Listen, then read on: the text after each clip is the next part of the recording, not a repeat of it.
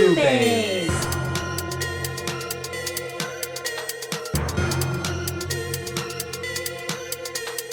Boobies!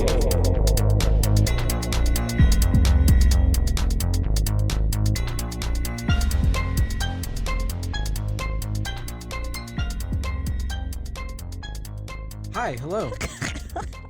And welcome Welcome to Boobies. to Boobies.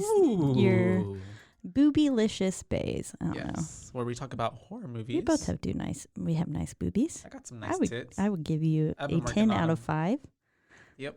I was feeling that burn today. Yeah, they're looking Oof. real nice. Thank you. I would grab them. Please do. As you reach across. That's a good boobie. That was a really good, that sound effect of the chair. That sounded spooky. That was good. Spooky boob grab. Yes. But in case we didn't say, my name's Caitlin, And my name is Joshua. and we are your hosts of this spooktacular, horror-filled, fun. Fun. I love it. I love all of that. We started off really strong. We're here to discuss some movies. Yeah, but first, And to get drunk. But first, before we get into it, how are you? Sponsored you by doing all right? Shiner and Truly. No, No. today I'm not.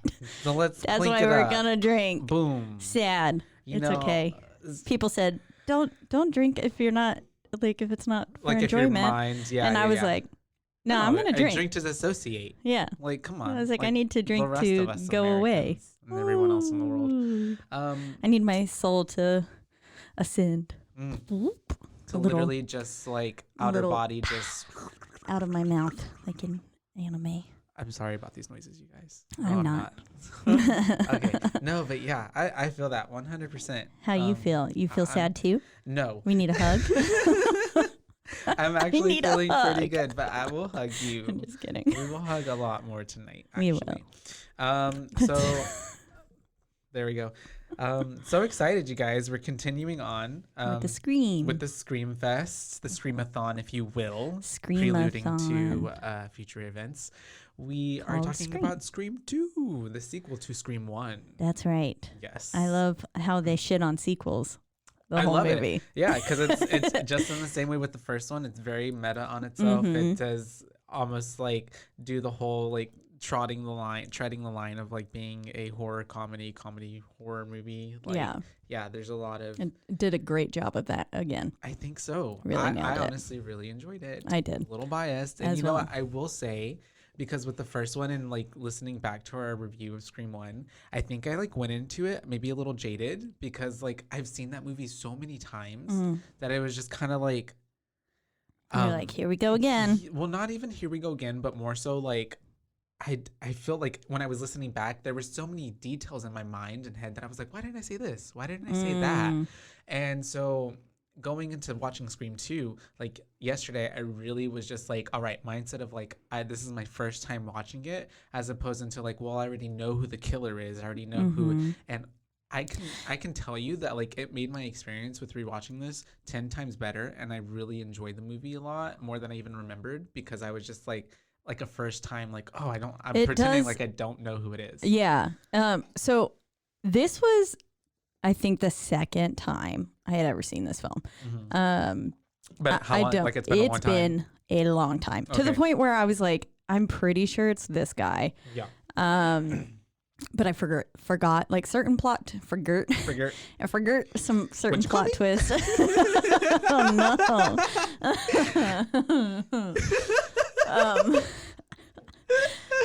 I love it, but I hate it. Yes, so you almost forgot. Okay. But like, yeah. So to me, it really did kind of feel like the first time again. But then Okay. there were certain moments where I was like, no, I've definitely remember this seen this part, before. Yeah. Unless I've maybe just watched so many wonderful reviews on it. I No, don't think that's the yeah. case. Mm-mm. But yeah, there was the thing I wanted to bring up was Loomis being Billy's last name. Mm-hmm. Yeah. Who is the Halloween? It's like an homage to Dr. Yeah, Loomis. we didn't talk Yes. about that though. We didn't, did we? As much of like Halloween Michael Myers fans Yeah, we are, but and how many times it was mentioned. Yeah. Like in the which was film. also a choice made by Wes Craven. Yeah. To have his name, and even I think the writer Kevin Williamson to have his name be Billy Loomis. Yeah. That makes sense. Yeah. Yeah, because when I was watching it today, I was like, oh, was like, why didn't we talk about that? But I know they said Because his full his name. was mentioned a lot in this one. Yeah, I feel like and it more makes you really think 'cause about he's like dead. associating the name with the face, as opposed to like when you're watching the first original stream, like you're not really associating the name so much, I guess, as opposed to like when they're calling back to it, like that person. Yeah, Yeah, that's true.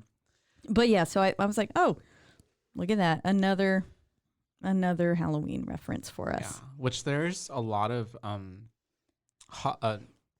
like old horror movie references in this movie as well, as there was in the first movie, whether they're like said out loud or like whenever in one of the scenes, like when Cece's at the frat house, With like Dracula. is playing in the background. Yeah, Which I thought is just like I was like, here we go, movie.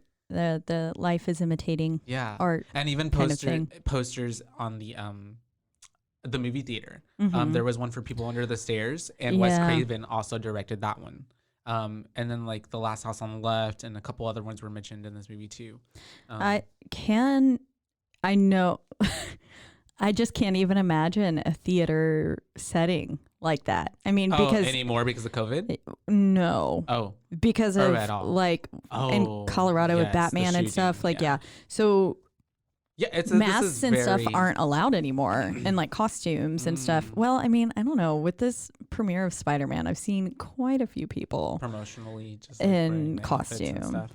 But I mean, I know for a long time theaters were really cracking down on it, because I went to go see, like I like to go see movies kind of opening night most of the time.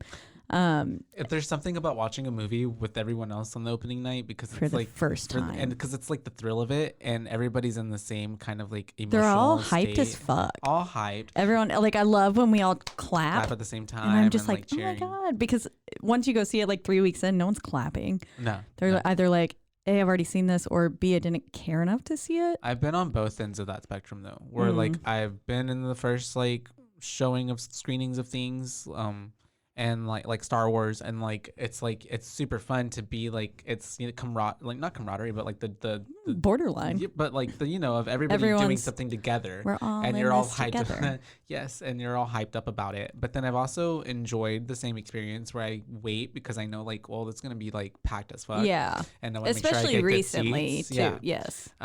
Where I've waited maybe like a 2 or week. Like a week or two, and then it's the whole reason I haven't seen Spider-Man yet. Yeah. Mainly because I was busy the night that it came out. But then otherwise, like, all the available seats were right underneath the screen, and I would have to have my neck like crane towards the ceiling. I will wait for a good seat. I was like, fuck that. Yeah. I'm not about to go spend 2.5 hours with my neck like permanently stuck in the upward position. My bad.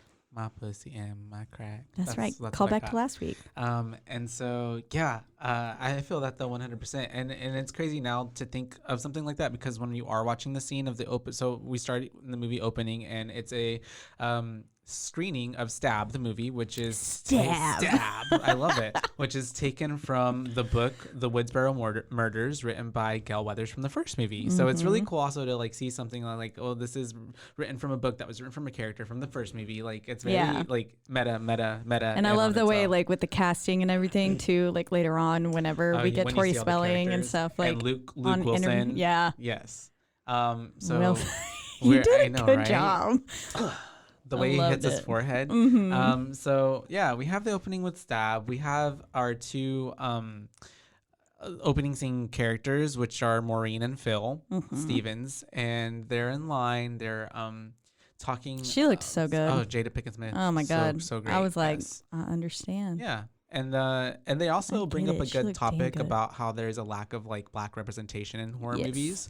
So that in itself, I feel like it's kind of meta on itself, because then we have two Black characters who are talking about the lack of Black representation going to watch Stab. Yeah. Like it's just like, and when she's like, it's literally a dumbass white movie about dumbass white girls getting stabbed. Literally, yes. It's so funny, because it's just like it hammers the nail on the head, like.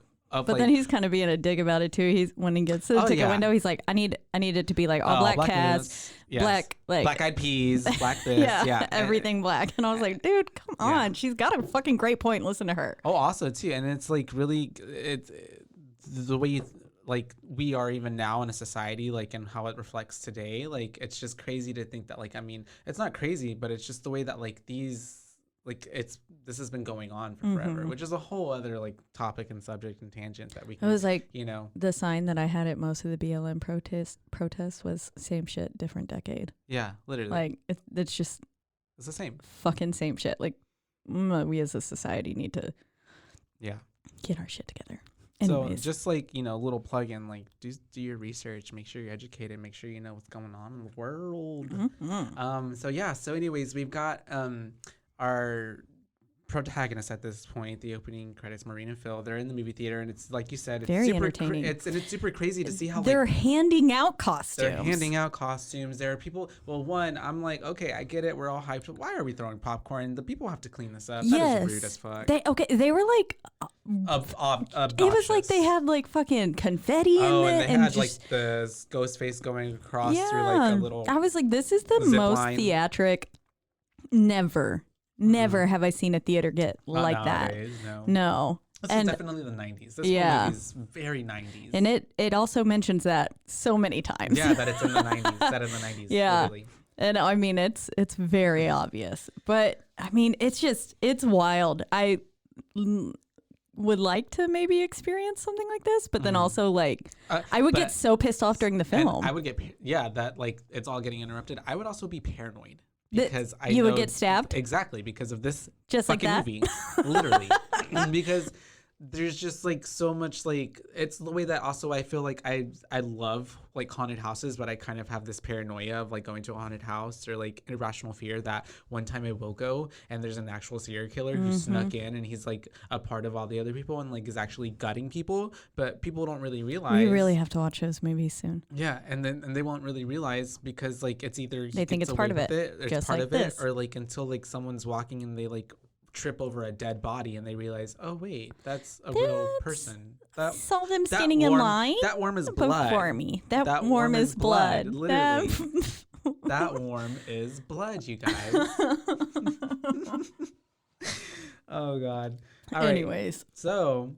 And Gail Monica Weathers gets her name on that big screen. Oh yeah, I love seeing that too. It's the way that it like stood on that or stayed on that for a good while.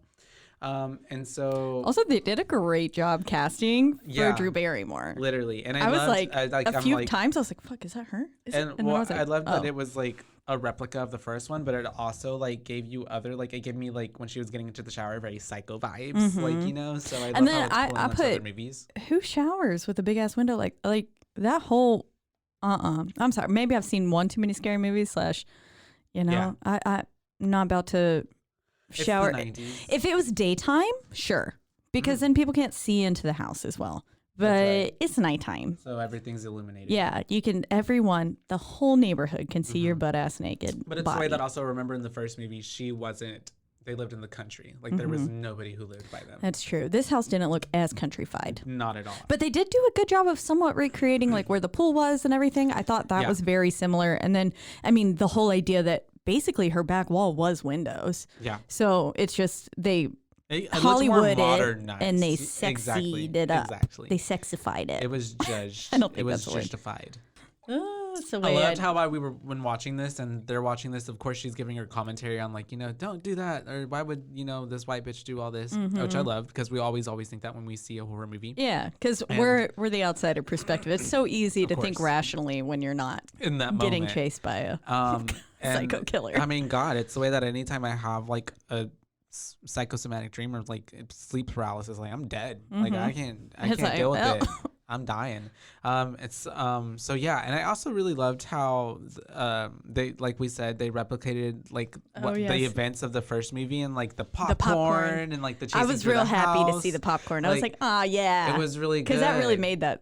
Scene. It really did. Yeah, I'm telling you. And so when that was there, I remember mentioning that in the first time we talked about it. Like I love that because it adds to like the tension of the scene. It adds to like the. There's so many like you can't see. Your house could catch fire. You know, as the viewer, that like. She's got popcorn on the fucking stove. About to burn. Well, that's why I was confused. She was also getting in the shower. I was like, girl, you going to shower fast enough to get this popcorn? They had to make it sexy, right? Yeah. For Hollywood. And then she was like, oh, never mind. I'll get out. But so I love how like she's going to go get popcorn, but she's like, give me your money. not my money. Oh yes, I did. I loved that. She was cracking me up. I was like, she is me in the movies. But I loved the girl hang up and star 69 his ass. Yes, I was like, yes. That's the most logical thing to do. Yeah. But of course. But then when she asked for his money too, that was. And I love how it's like also too like she's saying all these things to the movie of like do this, do that, but yet she doesn't even know that she is in a horror movie. Like it is so like crazy. Like your mind, like I don't know. Like, bitch, this is about to be you. Literally, listen to yourself. That's what I was saying. Exactly like Randy when like Randy. Yes, when he was on turn the couch. around. Like it is happening to you too right now. And so are we in a horror movie too? Apparently today. No, I'm just kidding. That's just a sad movie. That's just sad. And so we have, and then we got like her in the popcorn line. She's of course hearing those other girls talking about how like this happened to like real people. She asked for no butter. I know, which is really like, and a Diet Coke. Yeah. Or Diet Pepsi, I think. And I'm just like, I put sad. That really shows you the power of Pepsi back in the day because it was like Diet Pepsi, not Diet Coke. And nowadays I'm like, who fucking talks about Pepsi? No one drinks Pepsi. Nobody. Unless you're like Demi Sorry Lovato to you and your or mother something. if you drink Pepsi. Anyways, so we have then her boyfriend, like she's coming back to go watch the movie and her boyfriend jumps out. It's the way that I'm really sorry, going back to what you were saying about the girls talking about. Yeah, about how it was based on like real murders that happened. Yeah.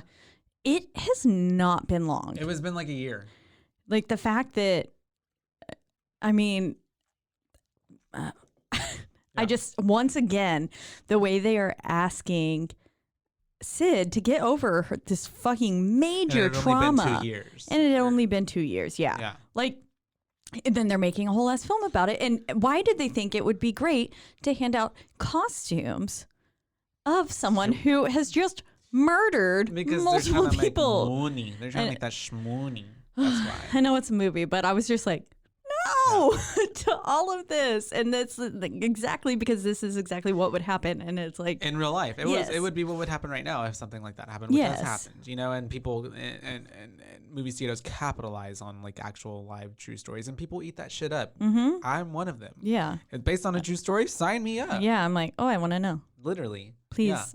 Give me more. Then I want to go research everything. I hope it's gruesome. Give me more. give me more.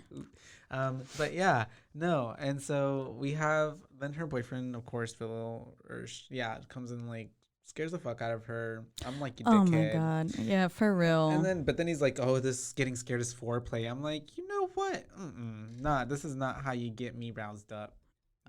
Not getting scared like that. Like, not like being a dick about it. Yeah, that's true. But also because, I mean, that's also me. Like, I'm not going to be scared in the first place anyway. Yeah. But I'm just I guess that's what I was thinking. I was like, I mean, I've had sex during so many horror films. So I guess, But then I was like, wait, but no, it is just another film to me. Yeah. There is very rarely when I'm like, I can't look at this, or just the only time I was like that was when that fish came out in the deep house. I screamed. I yelped. I literally yelped. I was terrified. I just don't know if I was, and I knew something was coming. And I think that's what I was. I psyched myself up already because I was just like, I know something's about to happen. Yeah. And then it happened, and it's like, well, that's why I love Jack in the Box scares so much, because you know it's gonna come, and then but you just don't know when, and so then you're holding your breath, and then it happens, and you go, damn it, like you exactly, you psych yourself out for it. And so I love it. So then we get to the first kill of the movie already, starting it out. Whenever we get Phil into the restroom with which one? I'm gonna be honest, I get this scene confused with Scary Movie a lot. Oh yeah. Isn't that where they put the dick through the hole? Yes. Yeah, they do. And so it's which is also I was very like, funny. that's not how it happened. And then I was like, wait, that's Scary Movie once again. Yeah. And so we have him in the stall. Which one? Those two guys were peeing way too long. They were way too long. Nobody. And then the way they. Well, I thought they were gonna be the killers. I was like, this bitch is obviously about to die, but I thought it was gonna be them. And so we have him in the stall, and that's whenever you hear like I have my subtitles on, so it's like, listen, mommy. It's like, listen, mommy, I'm sorry, and all this kind of stuff, which is really weird. Ooh. I wonder if later on, if that's not a callback to like Psycho as well. That's what I was feeling like, actually, to be honest. Yes. Because of like the way it sounded very Norman Bates and like very like I didn't think of that in the movie, but grown now child, like yes. adult mother, like very bad relationship. Yes. Symbiotic relationship, parasitic. And so, which we have whenever Ghostface stabs the knife through the partition, I'm just like, would that really? I don't know if that would really work that way. I was trying to rationalize how he would have known that was exactly where his ear was. But then whenever it panned to his side, it looked like possibly maybe he could have seen. And if Homeboy was distracted just enough, if you're looking, you're not typically looking up with your ear to you're something. Looking down or to the side of the wall. Yeah, you're trying to listen. And so I'm thinking maybe, just maybe, to make it make sense in my mind. I was like, he peeked over and went bam. The ting ting. Yeah, ting ting, right into his ear. And it's the way that that happens, and I love the way he pulls out the knife and just looks at the blood, or they them, and then comes out and then just starts gutting Phil on the floor, and I'm just like, oof. And then that's one way to go on the bathroom of a men's floor with all that pee everywhere. That's what I put. I was like, oh, if you're a man, you know what I'm talking about. You go into that men's restroom. Why is there pee on the ground every time I walk in there, you guys? For real. Work on the even the splash. Woman's restroom is like that. Really? Women's they're disgusting. Ugh. And so but anyways, I was like, it's the way a man's about to be murdered in a movie theater. That is literally okay. I am convinced every single movie theater bathroom is haunted. I don't know why. I have a pretty bad fear. Had bad experiences? No. Oh no, but it's just irrational. I just get this feeling every time I'm in any sort of. Now the movie theater I did go to a lot as a kid was haunted. Okay. It fucking was. There was we had a lot of family friends who worked in it, because I had Spirit when it was in theaters, the horse. Yeah, I know what you're talking about. I had the movie poster that was just displayed at our. I loved Spirit so much.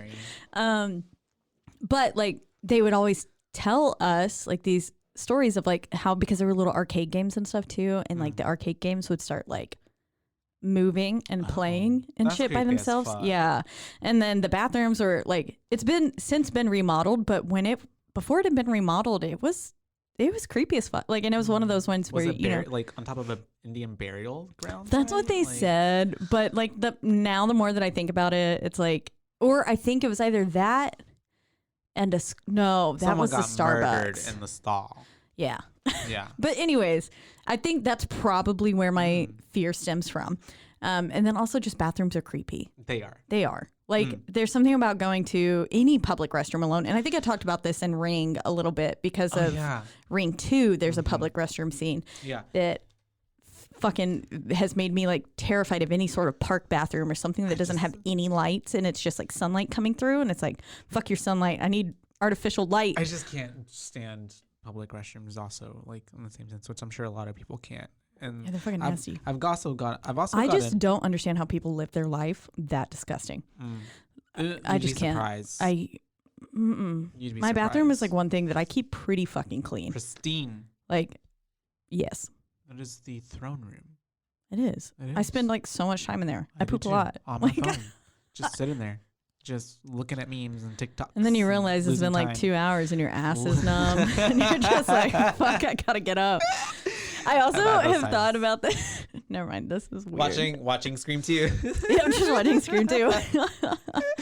But the way that never mind. That's weird. I'm not gonna say that. Okay, you guys. So we're just getting back into the theater room. Jade, the killer, comes back. It's obviously killed Phil, but has worn the jacket, so it looks like it's Phil, and sits down next to Jada Pinkett Smith. And even though her name is Maureen, that's what I'm gonna call her, is Jada. And she's sitting there, and then it's the way that she's doing her commentary on the scary movie, and then out of nowhere, Homeboy just stabs her in the stomach. Well, she grabs onto him. Well, yeah, and she feels the blood. And then she feels the blood, right. And then she pans in on the blood, and it's ooh, that's warm. That's fresh. Oh fuck! What the fuck? Why do you have blood on you? Yeah. And then right into her stomach, and she's literally getting murdered right in front of their eyes. And because that theater is so chaotic, they think it's a part of it. They think it's a stunt.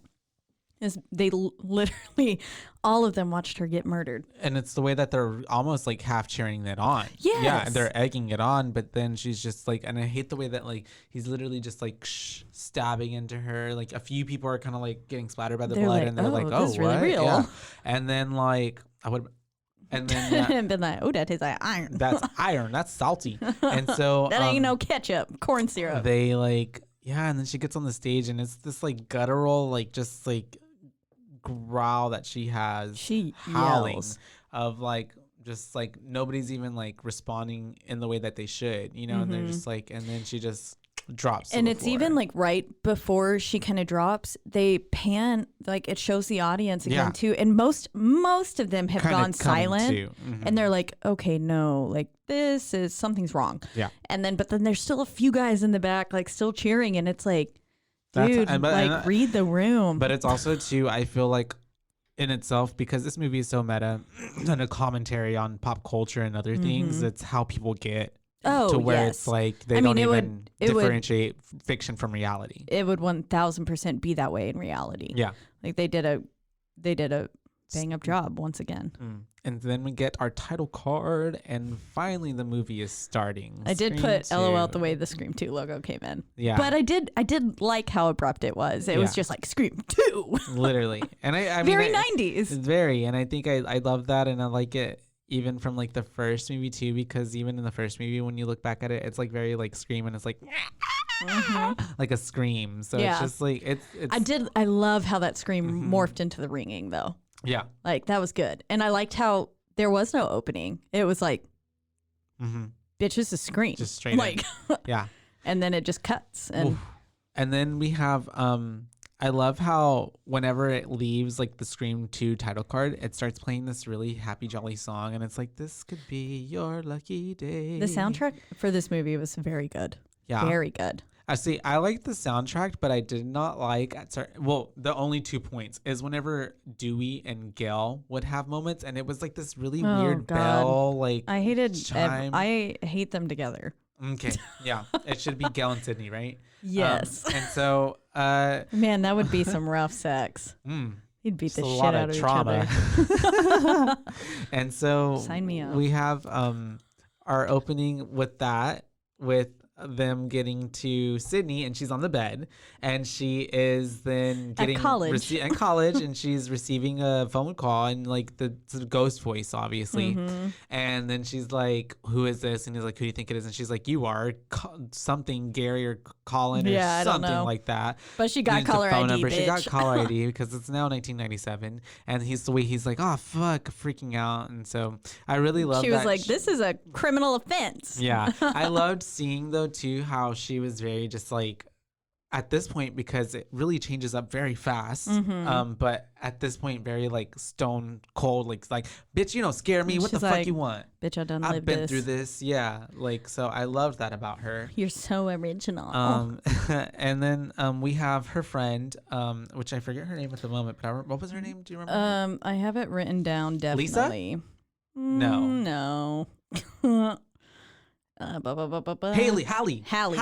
Yeah, yes. It's Hallie. And so it's the way that like she turns on the TV while they're getting ready for school or whatever, and she's cleaning, and it's a Cotton Weary like thing, and it's the way that she's even watching like how's she gonna react to this. And I'm like, if you've gone through something and I see Cotton Weary, I'm like changing the channel, put it on a music video. Like, we do not sit through this. You do not need to listen to this.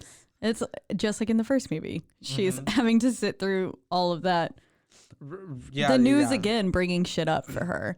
Man, poor Sydney. She just can't catch a break. Literally, she's just trying to live her life. I do love the way that Haley's like, wait, let's go to my little sorority mixer tonight. And she's like, sororities are organized religion. She's like, sororities are worse than organized religion. I think is what she said. And I was just like, oh my God, breach. Literally. Because, I mean, it's shit like a cult. It's a cult, essentially. Yes. I mean, the amount of hazing that goes into it. And like, I have several employees and stuff. I never did Greek life. But I do work in a college town, and I hire college kids all the time. Most of the time, they're in Greek life. I mean, because it's a boutique. It's fashion. A lot of them That's what you do. Yeah. And some of the shit that they tell me that they have to do, I'm just like, that is bullshit. That is just dumb. Like, why are you're paying money? You're paying money to do this, and then you can get fined if you. This one is a little bit, I think, of an outdated thing, but like there were some groups, and I think they've since gotten in trouble for it now, but they could fine you if you didn't have makeup on while you were wearing your letters. Oh, really? Mm-hmm. I think it is now, like, if you're like wearing your letters, but then like looking real shabby, like if you had like pajama pants or some shit on and like your hair wasn't groomed, you can still get fined. But I think you're allowed to not have makeup and wear pink and do this. It's the way that I put. Oh my God, the Mean Girls just approached later on because it looked exactly. And it's the way that they're having this little conversation about the Greek life moment, and then one of the other, I guess, girls who lives in their dorm is like, "Oh my God, have you seen the news? Go turn on the news, go watch the news." And it's a little news segment about, you know, Maureen and Phil getting killed at the movie theater, and it's like the first kind of little, like, for Sydney, like, oh shit, like, oh shit, yeah, shit's about to. But it's the way she's still trying to believe like this is just like. Or not it's let not it face related. Her. Yeah, like it was just a crime of passion or something at this theater. Yeah, or maybe even just like some stupid ass dumb face like trying to do something, but not like someone after her, you know. And so go for. So, I'm sorry, I'm thinking back to. So I guess do we think it was Mickey who did that then? At that one, do you think? I mean, because they do try to tie it in with the names. Spoiler alert! Oh sorry. Yeah, no, you're good. So. Yeah, it's. I want to say that was probably Mickey. Yeah. That was at the theater. I don't imagine it'd be her. But okay. And so we have. How far away was this place? It wasn't that far. It was in California. It was in the college. Yeah, it was in LA because they were at that movie screening thing, whatever. Yeah. Yeah, and that's like one of the most famous theaters in LA. So I can't remember the Rialta. I don't know. I can't tell you. I think is what it was. I didn't pay attention. It's in La La Land. Oh, is it? And so we have it's like pretty close to where Warner Brothers. I love how she's like, after they watch the news, when she's like, "Where's Randy?" And then, because then you're like, "Oh, Randy." Yeah, I love Randy. I love that they went to school together. Yeah, right. Like they stayed together. And so we have this whole a cut classroom scene is so good. We have a cut to them cutting to where Randy is, and he's in like film class, some kind of film class, and they're talking about sequels. They are. It's very meta because this movie's a fucking sequel. They're like, sequels suck. Literally. And that's whenever Randy's trying to prove a good sequel. Someone said the entire horror genre was destroyed by sequels, and I was like, bitch, you are literally, this is directed by Wes Craven, the king of sequels. Yeah. And so it's really funny because it's also him as a director. I love how he doesn't take life too seriously. That it's okay to like poke fun at himself for being like, well, you know, that was me. Bitch, I'm gonna make some money. Yeah, literally. I mean, I said it with Nightmare on Elm Street. I would be milking that cash cow too. Yeah, 110%. And they did. If I saw how much money Nightmare on Elm Street brought in, I'd be like, hell yes, the fuck we are making a second one. Paid for it. Yeah. And so we have.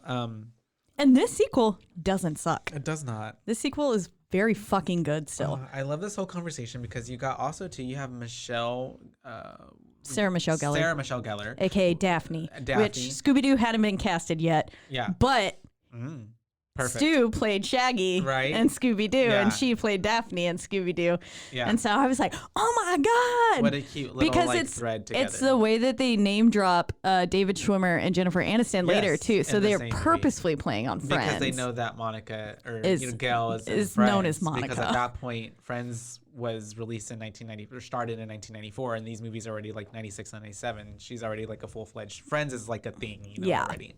And so, also, yes, I love how we'll get to that point, but I love how she was like, it was Jennifer Aniston's body, but my head. Yeah, because they're like when the nudes were leaked. And which is so crazy to think even back then we're talking about nudes getting leaked. Yeah. And so we have the whole thing with like them talking about the movies and sequels. We have our introduction to Mickey, this character who just, you know, already just seems like kind of a dickhead.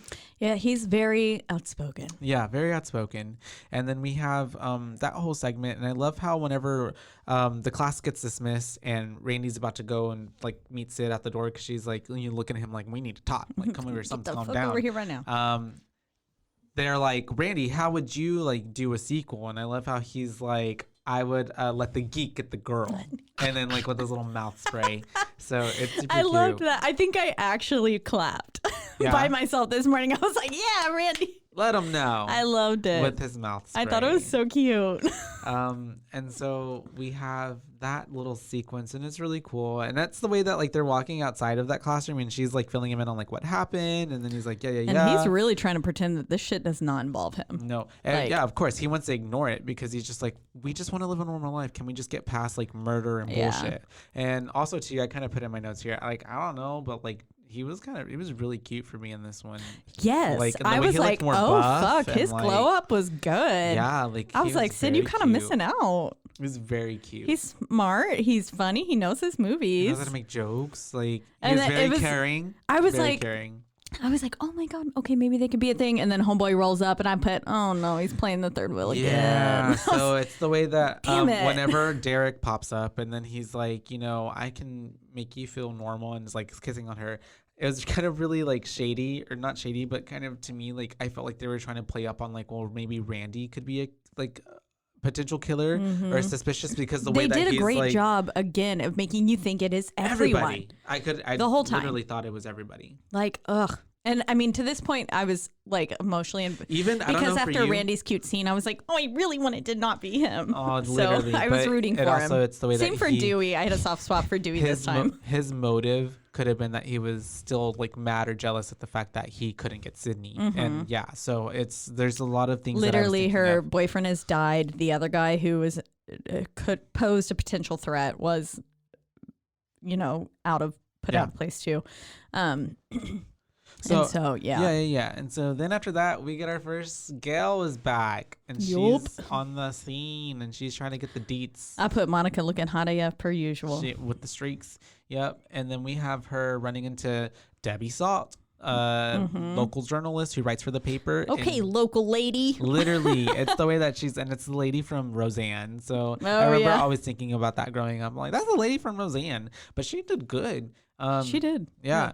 It's the way that she's like kind of kissing up to Gail Weathers. At first, I wanted to get the scoop. I wanted to like be like, oh, that's kind of sweet, but then like I also saw what her manipulation. Like what she was trying to do. And so I was like, at first I was like, oh, like, but she did a good job of like almost making me want to have sympathy for her. Because then it's like the way that even Gail reacts to her is like, you're desperate at whatever, and obvious is like, you know, you're desperate, please, or obvious. Yeah. And it's kind of really a bitch to her. I put, Savage Weathers. That's the way I was like, Gail is still that bitch in my notes. I'm like, the way she's still gonna clap back at someone or like act like she's like, hell yeah, you know, the fucking Diane Sawyer. Or Nancy Drew, whatever. And so it's the way that the like, you know, what's it called? The press conference is happening, and all the students are watching, and we have Sydney being like, oh my God, that's her, that's Gail Weathers. And then Randy's like, she got calf implants. I know, I wrote that down too. I'm like, yes, call her out. That cracked me up. But it's funny because it just did adds people to do her that? Character. I would. I mean, I feel like put them in me. I feel like my calves are big enough. Mine too. But I think I'm just meaty. But they could always be bigger, better, stronger, faster. Yeah, I don't know if I want to make any part of my body bigger. I want to like. Tiny? I was like tiny. I was like, teeny. Don't think I need to add to my butt. It's a good butt. It's a great butt. It's a great ass, you guys. Honestly. And I like my boobies the size that they are. They're a little bit big right now. I could add some more. I could get a BBL. I would take away from my boobies a little bit.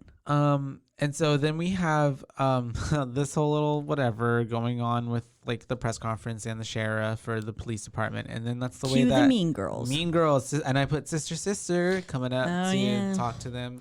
It's the way that they were. Which is a young Portia Della Rossi. Hallie, yeah. Was saying like she referred to them as sisters. I was like, is this a nunnery? Yeah. Like what? Hi, sisters. What? That's very James Charles. Well, she said like sister blah blah blah, sister blah blah blah, too, like with their names attached, and I was like, that's gross. It makes you feel icky, gross. Icky, sticky. I was just like, I was like, ew.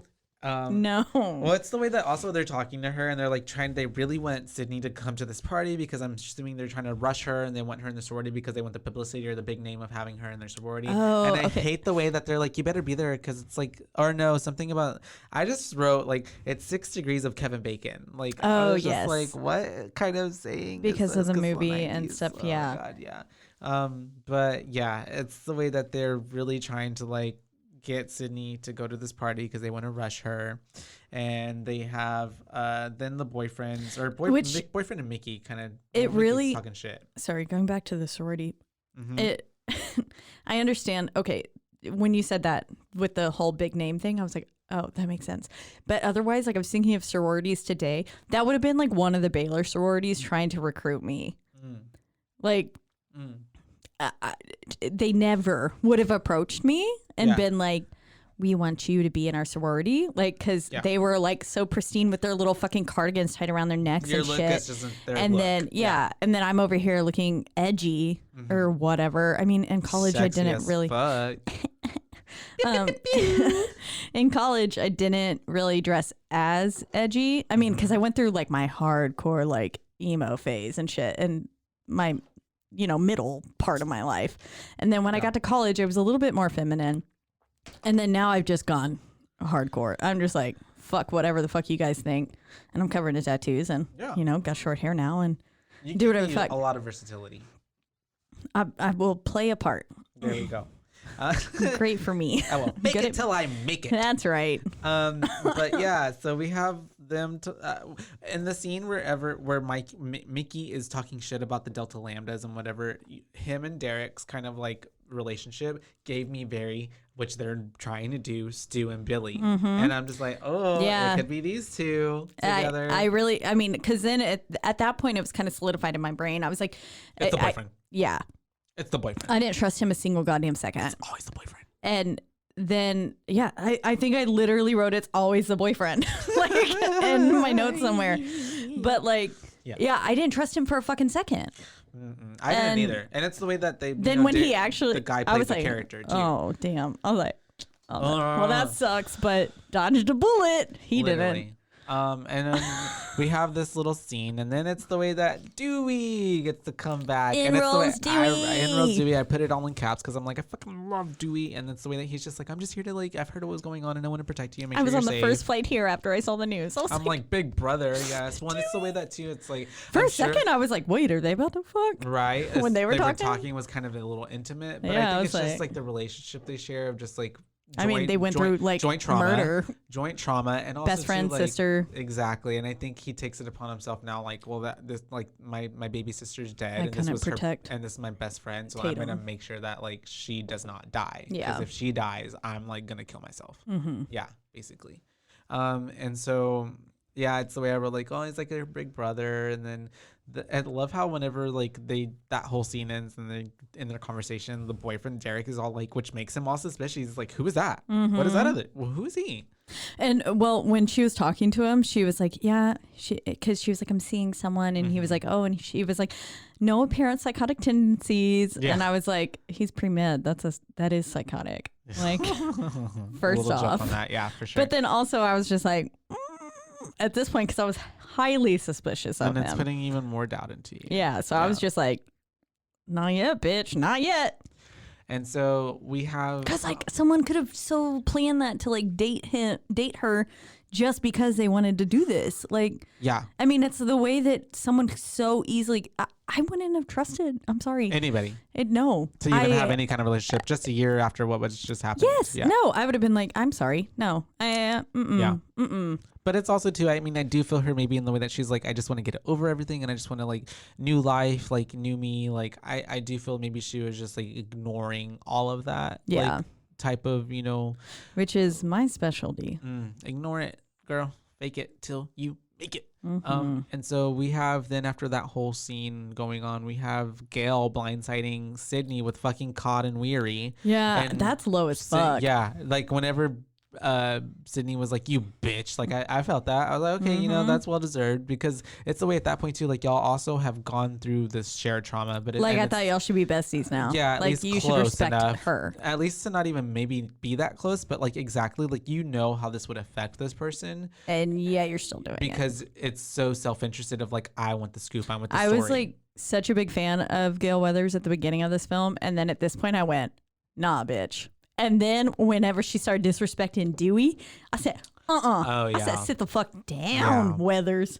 But and it's the way that it also sets you up, because it's like you can tell at this point, like you kind of grew a soft spot for her at the end of the first one, but then at the beginning of the second one, you find out she's this cold-hearted bitch and will do anything for the scoop. So then it's like, oh well, maybe even Gale Weathers might even be the killer. You're right, because she does want to create another book or storyline or movie. She wants more money and fame and interest. Yeah, which I mean, that's totally plausible. Which was super far-fetched for me, but it was also still on the table. Yes, I see it. Yeah, I didn't for really a second think that it would actually be her. Now, if they would have pulled that, I would have been like, oh fuck, okay, yeah, oh shit, like that would have got me. Honestly, that would have been a really good That would have been a good plot twist. And it's the way that when we get to the killers, I'll tell you how I feel about it, but. Yeah, it would have been a great plot twist. And then we have, I love how I'm just holding this like Cruella de Vil, like it's like my safe place. I love it. Let me take a photo. Please. Let me take a photo for the crowd. And so we have then this whole little segment with, you know, Cotton and Sydney, and she's like, oh my God, what the fuck's happening? And he's like trying to talk to her, and it's the way that he thought that Gale set it up as like a 10-minute interview, and Sydney had no recollection of it, and then she just mollywops and slaps the fuck out of Gale, right, which I'm just like, yes, call back to the first movie, and also just like she deserved that. Yeah, for sure. She did. And it's the way that even they had to hold back Sydney, because she was like wanted to do more. Yeah, she was like, I would have ripped this motherfucker's hair out. I killed Billy Loomis. I will fucking kill you too.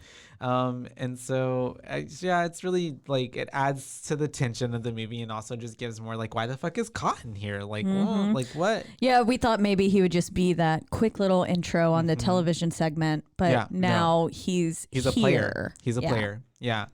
And so, and it's the way, later on, I mean, for a second, I really thought maybe it could be him. But the way he acted, I was like, boy, you shady as fuck. I would have convicted you too. Psycho. But also, if you were sent to prison, falsely accused, and then had to go through that, and then like whatever, I'd be a little agitated, I guess. I'd be just a little bit psycho. Miffed. Yeah. And so then we have right after all this whole altercation, and I love how Hallie is like, did you get that on camera? And then what's his name? He's like, did you get that on camera? I got it. And then we have Dewey and Gale interacting. I loved him the whole time. He was real the whole movie, because he gave that outside input of just like, you know what, this is how someone should react. It's literally the way I put. He said something like, he was like, brothers are the first ones to go. He literally is like, bitch, I'm black. I got to get the fuck out of here. We die first. I know. Like, he's like, I've seen my horror films. I know that I am the first one to die. I loved how he dipped out and then came back right at the end for the scoop. Yeah. Yep. He was like, I'm still here now. I'm here. If he didn't leave, he would have been dead. Honestly, probably. Just like what was Kinney from the first movie, the first cameraman. It's the way that she was like, he was gutted. And his throat was slit. Yeah. And she was like, that was just for the book. Better. He's still dead. And so, oh my God, all of that. And now we have Dewey and Gale interacting. And that's when we find out like he was hurt by the way that like, you know, she called him incompetent. Oozed with incompetence. Yeah, literally oozing. And so.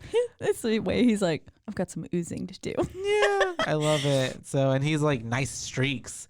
And so it's just, and it's the way that he even, because last time we talked about how possibly he had played up that part, and he even says to manipulate. Yeah. How would you like? Don't you think like I play stupid just so I make people like will not think of? Like, they don't suspect me. Yeah. And so I was like, tell her, Dewey, tell her how you manipulate people. I'm not typically for manipulation, but here I was. Do it.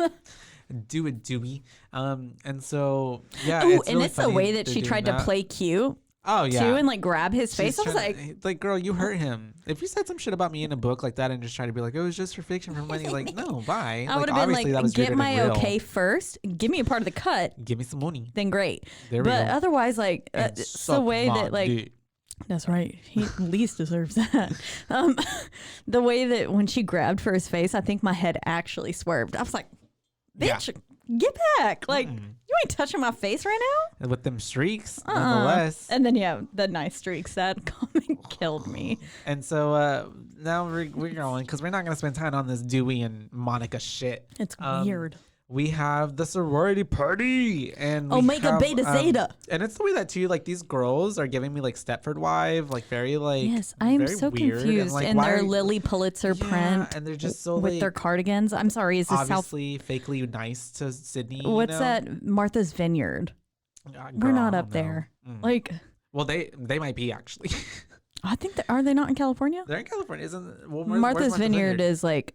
I think it's like Maine or something like that. Oh, I was thinking of the other vineyards, the California ones. Oh, like Catalina. No. Something like What that. is the Catalina wine mixer? I don't know. I saw today that my friend was there though. Oh Lord, that feels like it would very fit in this movie though, mixer.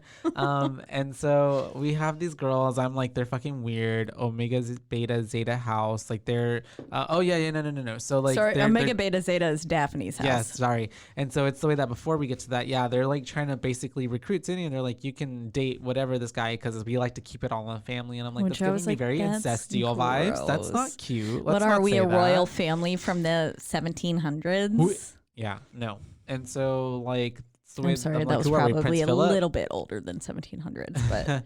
And so they're doing all this weird like recruiting her, and it's the way that Sydney is not having any of it. Then we have Hallie dissing Mickey. I liked how she also didn't trust them to make her drinks. Not at all. I was like, our girl Sid knows. I'll go do it on my own. Mm-hmm. And so then we have her talking to her boyfriend Derek for a good while.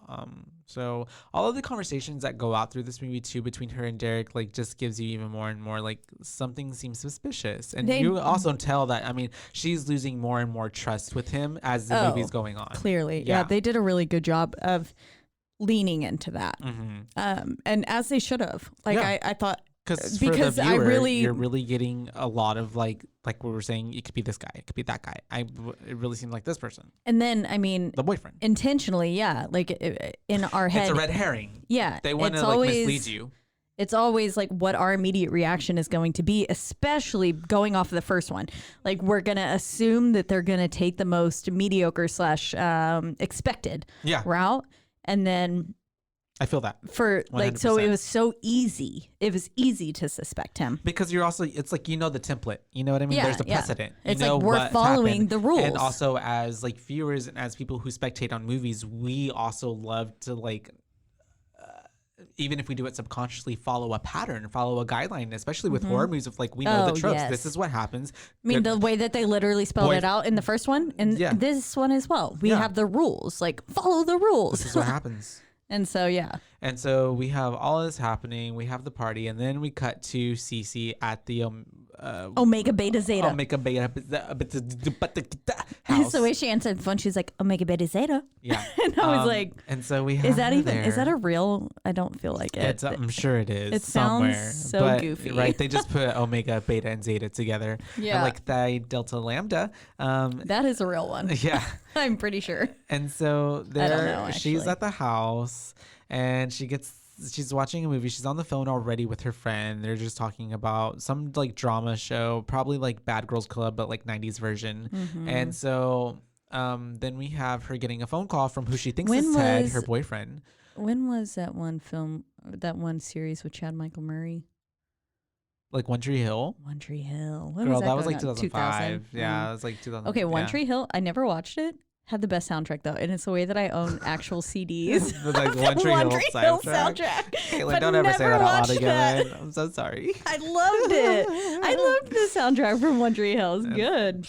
Again, I don't know. I never actually watched the series, but it sounds was like just... it would be a lot of surfer vibes. No, like Cali. No, not at all. No, aren't they in Cali? No. The fuck if I know? I never watched it. I just own the CDs. Oh God, that's like me. Oh, never mind. Well, let's stop. Okay, and so we have Cece. She's getting a call from Ghostface. She thinks it's her fucking boyfriend Ted. She's telling her friend like, "Oh, it's Ted. He's drinking in," but it's not Ted because then we get her talking back to Ghostface, and he's like, "I'm not fucking Ted."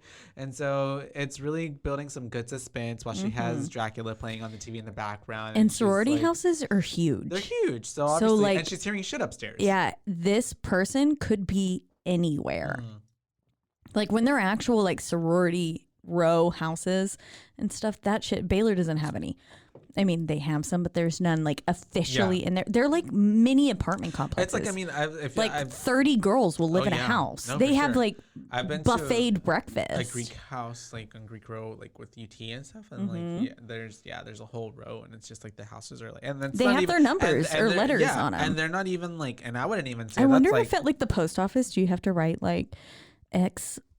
Weird horseshoe E Omega Alpha Delta Lambda Phi. I don't know. I'm just making up shit because I don't know Roman numeral.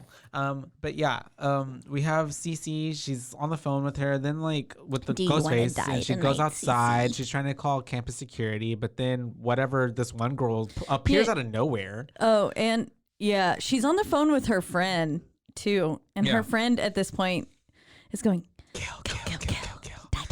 Yeah, and I was like, bitch.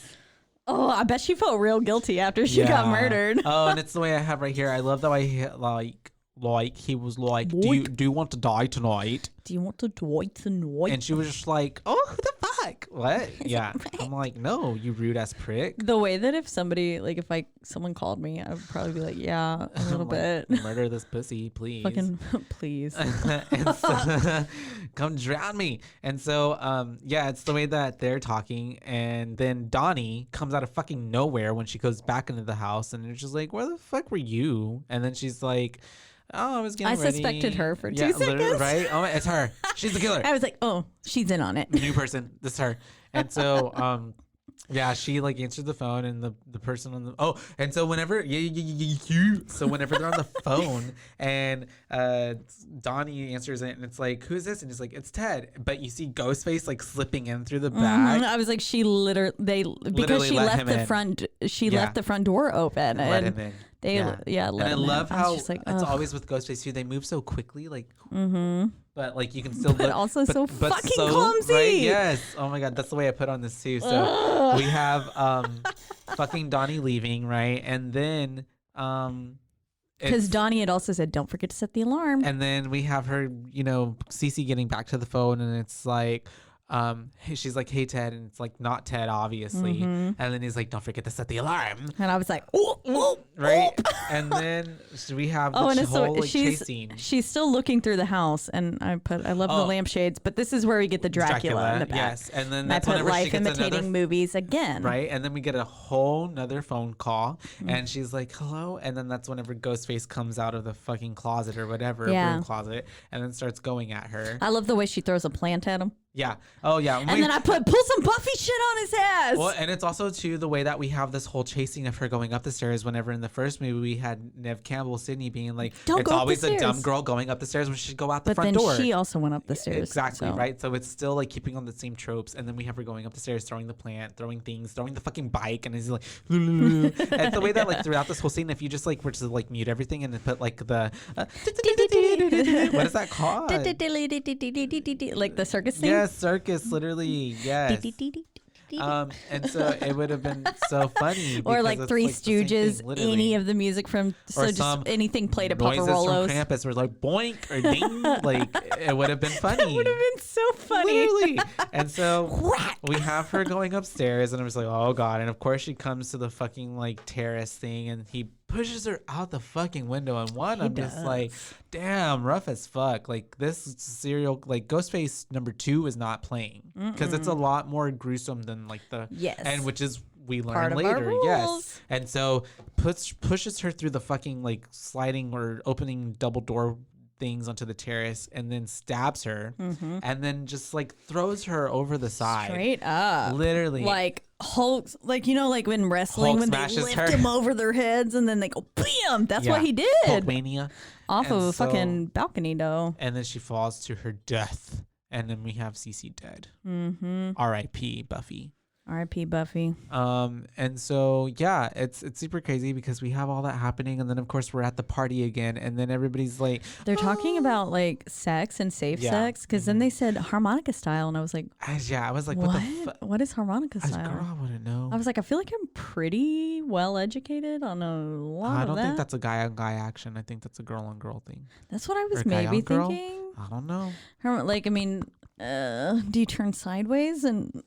I don't. Do you like do this? Do you? I've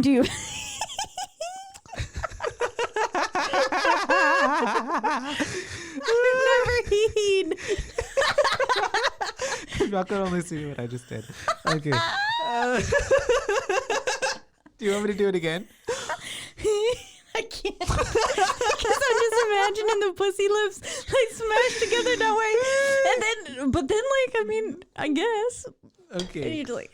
Okay, clink. And so we have so we're at the party, and then so everybody obviously figures out that some shit went down at the Omega Beta Zeta and then house. someone hated on Ewoks. I'm sorry. They're talking about Star Wars at one point. Yeah. And then she was like, is that the little fuzzy ones? Yeah. Mm-hmm. And he was like, yeah, Ewoks suck. And I was like, yeah. Because she said Hallie said she loved them. And he was like, they suck. And Mickey said they suck. And I was like, I already don't like you. I suspect you You're now. The murderer. And so, just kidding. I already suspected him. So we have all of that shit happening. Obviously, her death. Everybody goes, and it's the way they're super excited. They're like, something's happening. All the police are here. Let's go take our drinks and go watch. Isn't that like? It's weird. Okay, sure. Whatever. I mean, I guess at that point they didn't know. Maybe they thought something was getting busted, but like I feel like a lot of their members were at that house, and so I was just like, I'm a little bit confused. And it's the way that we then have Sydney left there with Derek. Yeah. And it reminded me, sorry, that part for it. It reminded me a lot of in the first one when Tatum was like so casually talking about people Casey's dying death. and everything like that. Yeah, desensitized. Is that what's her name? Casey Becker. Okay, yeah, Casey. And so we have then Sydney left alone back at the house. Her and Derek are about to leave, but she goes back inside because she wants to get her jean jacket, her coat, or whatever. And the phone rings, and it's the way that she's like, that shit in the 90s. And it's the way that she's telling herself, like, don't answer it. Don't answer it. Who answers someone's house phone? It's the way that I feel like because she knows what's like going on, she's like, she can't deny herself not answering it, you know?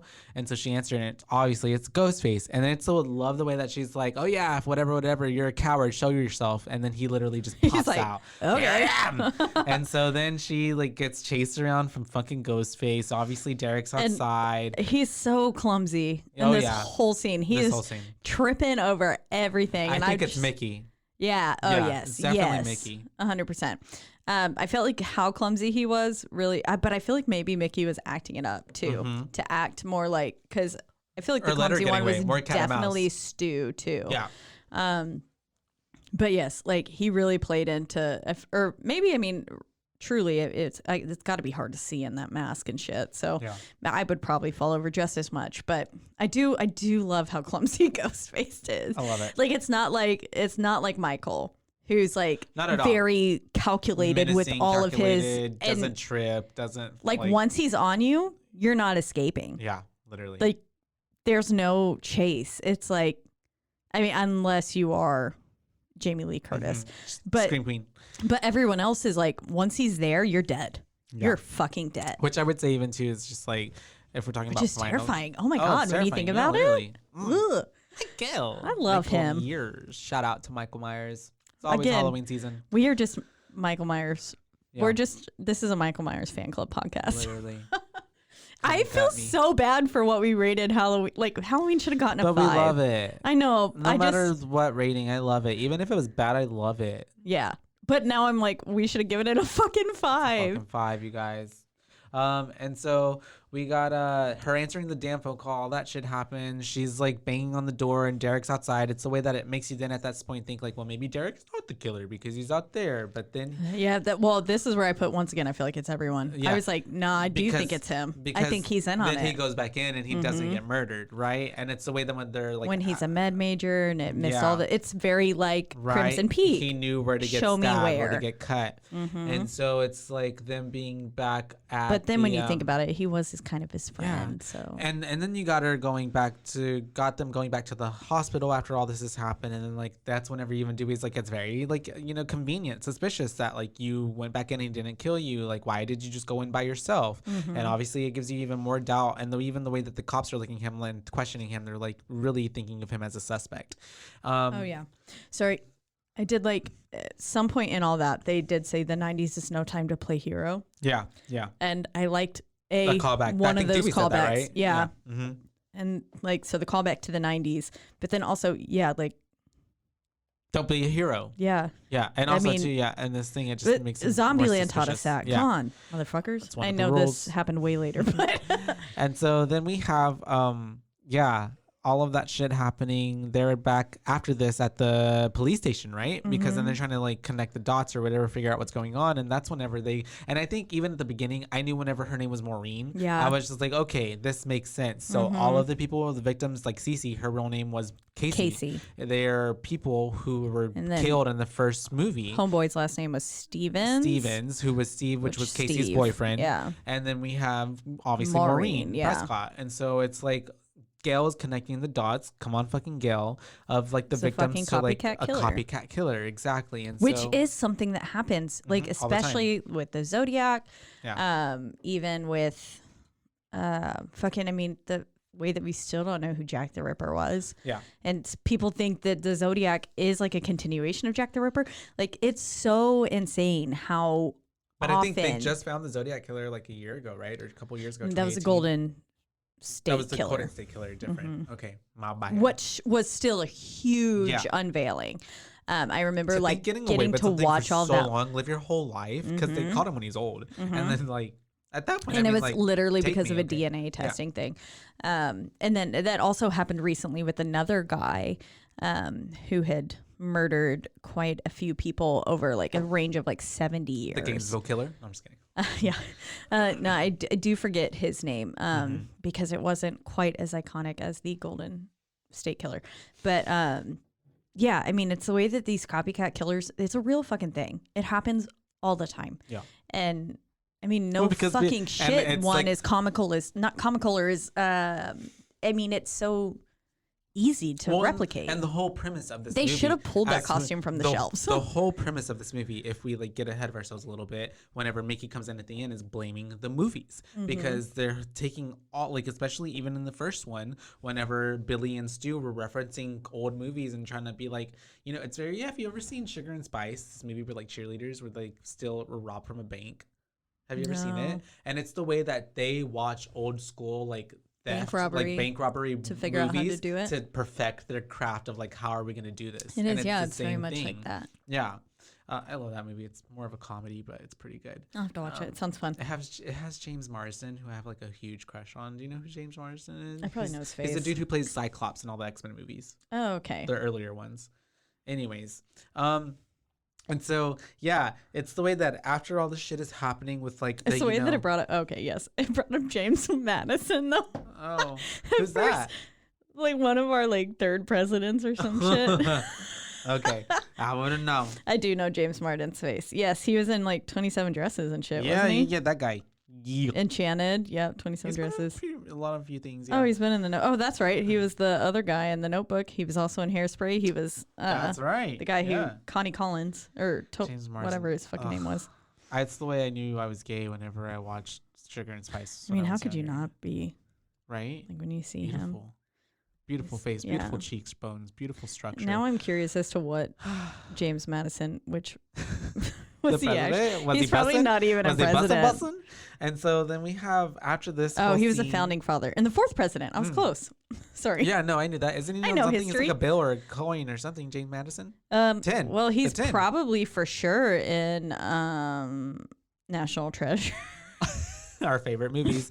And so we have, okay, let's go. We have Debbie Saw. She pops up because she's always fucking everywhere after this whole little bit with whatever's happened at the police station. Yeah. And it's the way that she's trying to get like even more of the scoop from Gail. I really did just think she was a nosy ass reporter. She was, though. Like, yeah. And it's the way that Gail like really completely shuts her off, and she's like, oh, you know what? Sorry, this is a bad time. I should not talk to you. And then walks away and goes back to like whatever's happening with Cotton or someone who comes out of the jail. Yeah. So, and Dewey at this point was like, she was like, just smile for me. And he was like, I'll smile when I catch a killer. Yeah. Mm-hmm. And then Weathers blows up and then she's saying like, you know, they were like, could it be Dewey? He's from the hometown too. And she was like, That's Dewey right. is one of the good guys. Yeah. And she was like, we're the bad people. Yeah.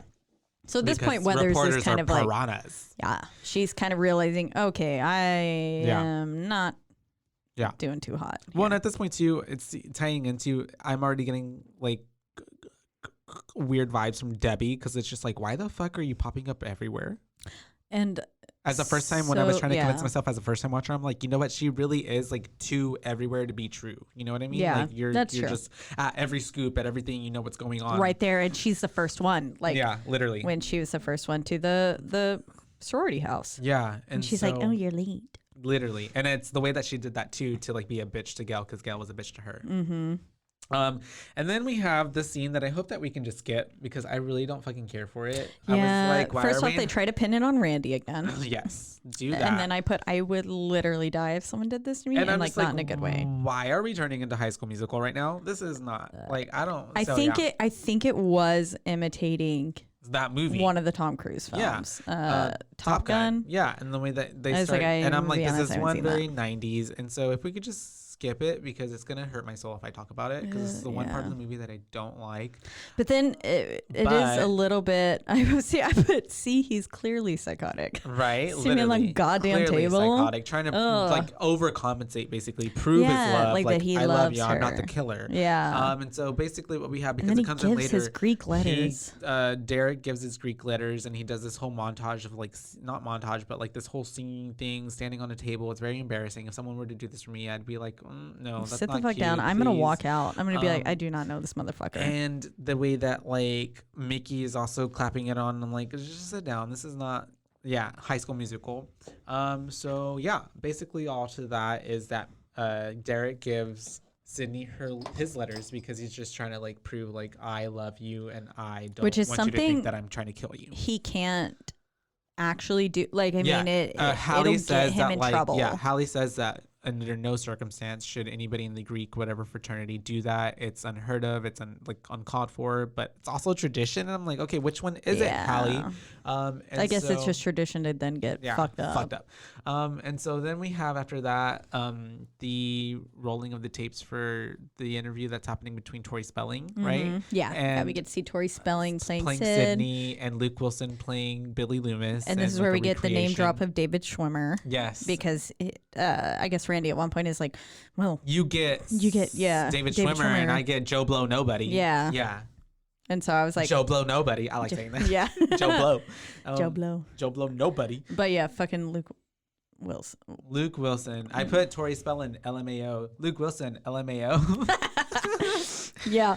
And so we have this I had whole put David Schwimmer LOL of the whole scene of Billy and Sydney talking from the first movie, when he's like basically just like, let me fuck you, get over your trauma. And so the part where he tries to compare his mother leaving to her mother being murdered, verbatim of like, it was it was very much the literal exact conversation that they had, and I was just like, it's still not the fucking same.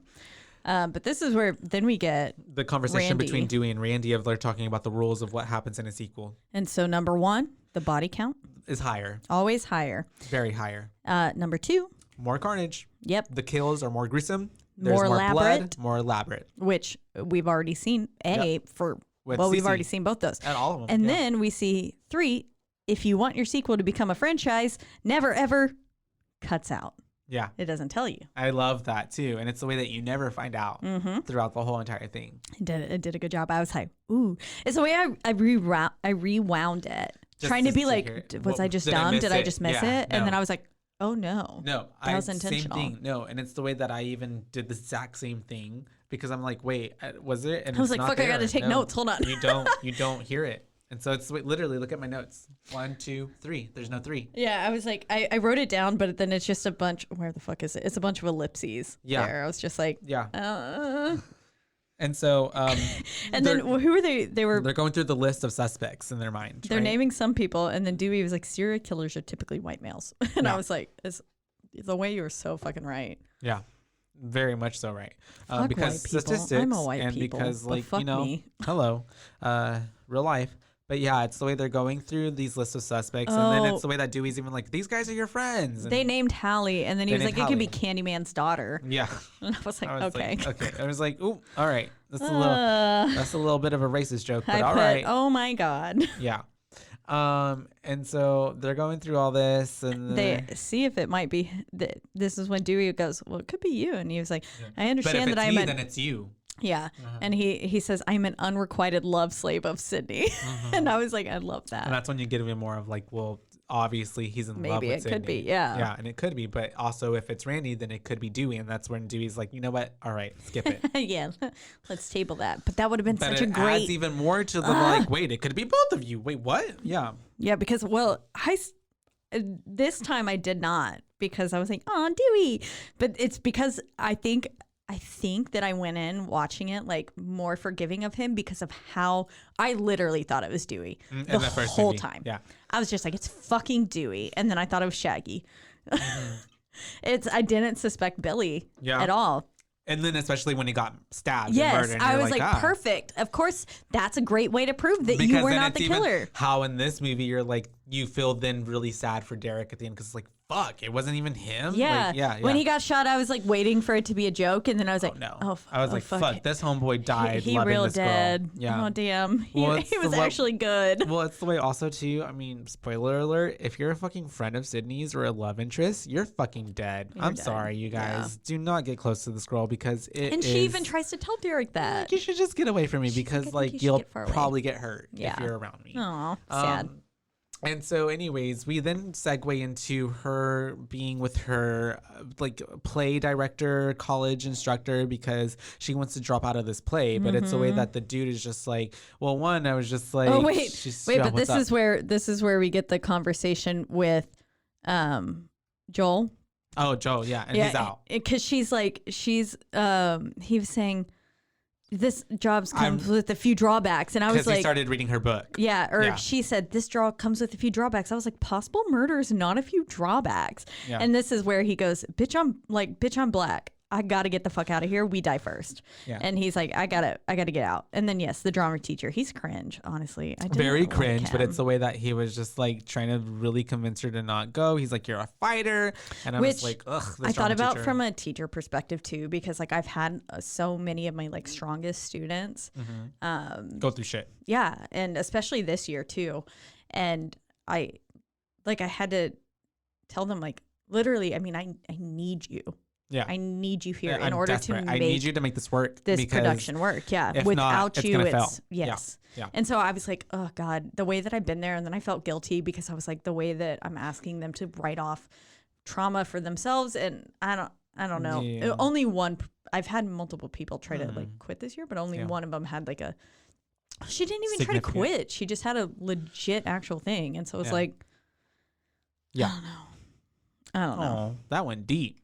Real quick. Anyways, I love my kids. There we go. They're my favorite. Aww. And so it's the way that, all this is happening. I'm like, and then we get to her like reenacting a moment in the play, or they're rehearsing, and I'm like, this play is fucking triggering. Why would you do this? Oh my God. And then, but the scene was so good. It was so good because I love how it's also showing her as like an actress within an acting, like in the movie. Yeah, it's because then I was watching her and I was like, oh shit, damn girl, selling it. Cassandra, come on. She is. And then we have but then all those masks are going crazy on her. I was like, her PTSD has got to be everybody's coming after her because it's a part of the play.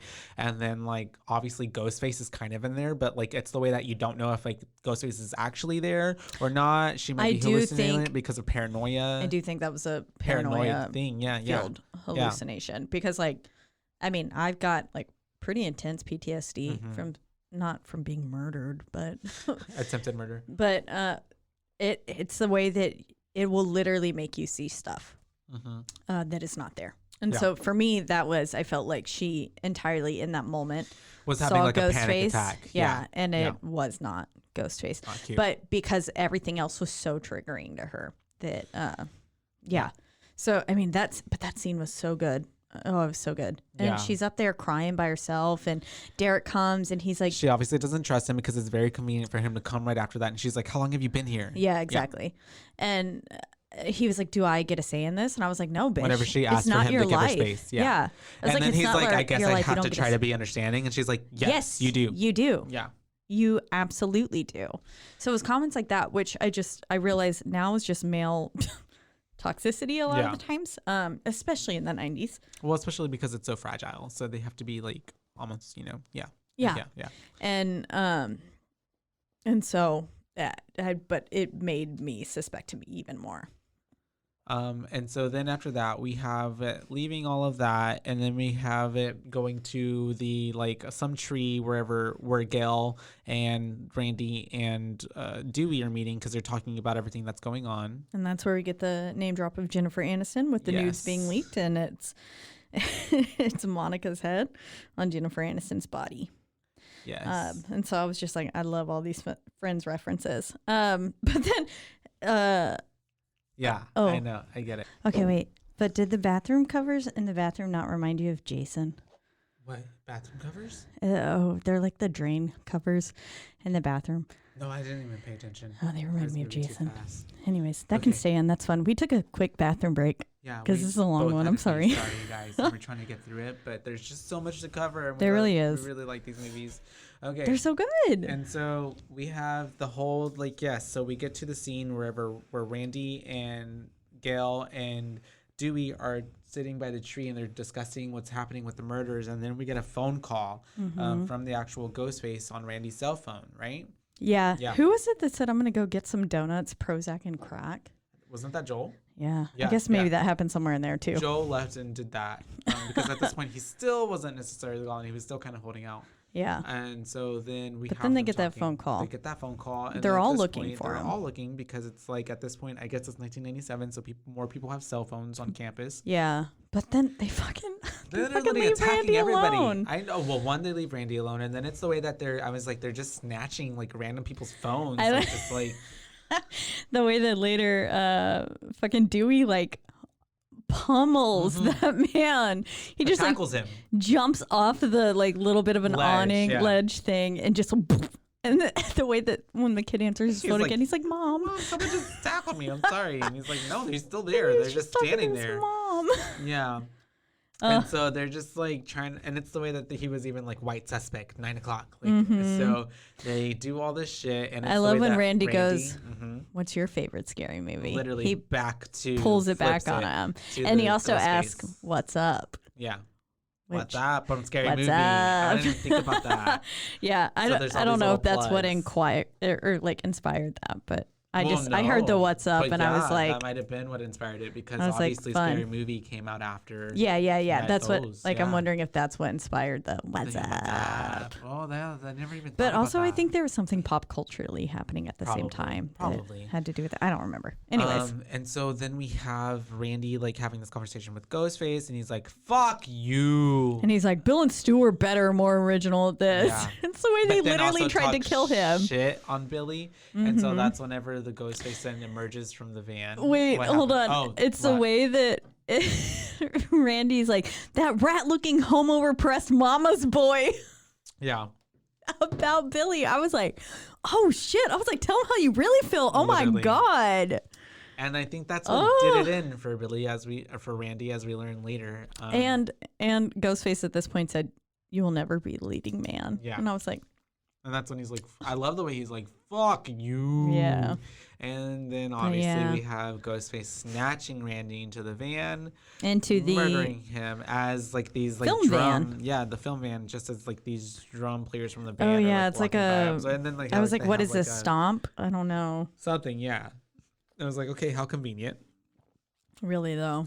And so then we have. And I was like, I'm sorry, I don't walk past any moving vehicle that's shaking without at least going. What's going on? They fucking what's happening? My eyes are on that van. Look, and it's the way that clearly there was no. They're just people fucking vans every day here. Well, not even in the way that there was no. It's the 90s, California. What's it called? Tint. There was no tint, so you could see through the window of what was happening because the frame, obviously the shot gave it you could see Ghostface in there. So yeah. So anyways, then we segue into Sydney into the computer room, right? The library, and she's on her computer. And she's trying to do homework or something, and then she's talking to the other dude next to her. But wait, so at first Monica and Dewey freak out when they come. And they go find him. Whenever it zooms into Gail's face when she's screaming. Gail's face. I just put, oh my God, LOL. It's like the pan in on her face. Nothing but cheese. It was. Nothing. And it also, that comes in again later. Yeah. Too. The same bit that I'm just like, ew. Like I could have done this movie would have been perfect without those two and the High School Musical scene. Yes. High School Musical scene and then when Dewey is getting stabbed. Oh, yeah. And so we have this. But yes, now we're in the library. Her computer screen freezes, and like to do next, there's like, oh, it's because you got a DM, not a DM, but an IM. Yeah. And she's. I love the IMs. Yeah. You're gonna die tonight. Literally. The police can't save you. I was like, oh. And we already get a setup of like where the guy next to her is like, she's like, I'm not even signed in or logged in, and he's like, well, all the computers in the library are on the same mainframe, so you're getting a message from someone. In here. The call is coming from inside the house. Finally, I can say that it makes sense. The call is coming from inside the house. The IM is coming from inside the house. The way that I will literally be anywhere somewhere, and I'm just like, the call is coming from inside the house. I love it. And so you've lived for this moment, literally. And so we have this whole thing, and it's the way we didn't mention. This is where I really suspected Cotton. The cops have like these two chauffeurs with Sydney, right? Yeah. And they're like watching, and so then they're like checking everybody's computers, and then this is where we have a moment where Cotton comes out of nowhere and corners Sydney into like this little whatever it is stairwell. Yeah, that's what it's called, a stairwell, you guys. And he's giving really creep vibes of just being really like, well, you owe me this interview with Diane Sawyer because you put $10,000 each, and I was in like, jail for a year. I was like, oh wait, okay. The way my ass, the way that he keeps touching my Capricorn ass would have been like, sign me right up, $10,000. Obviously, right? But it's the way that he keeps touching her. He keeps like pushing her like against the wall. He's not letting her like have a say or really anything. He's not letting her leave. And then he's in her bubble. Yes. And then so after Randy's murder, you get that pan in of Ghostface hopping outside of the vehicle, and you see his boots. Yes.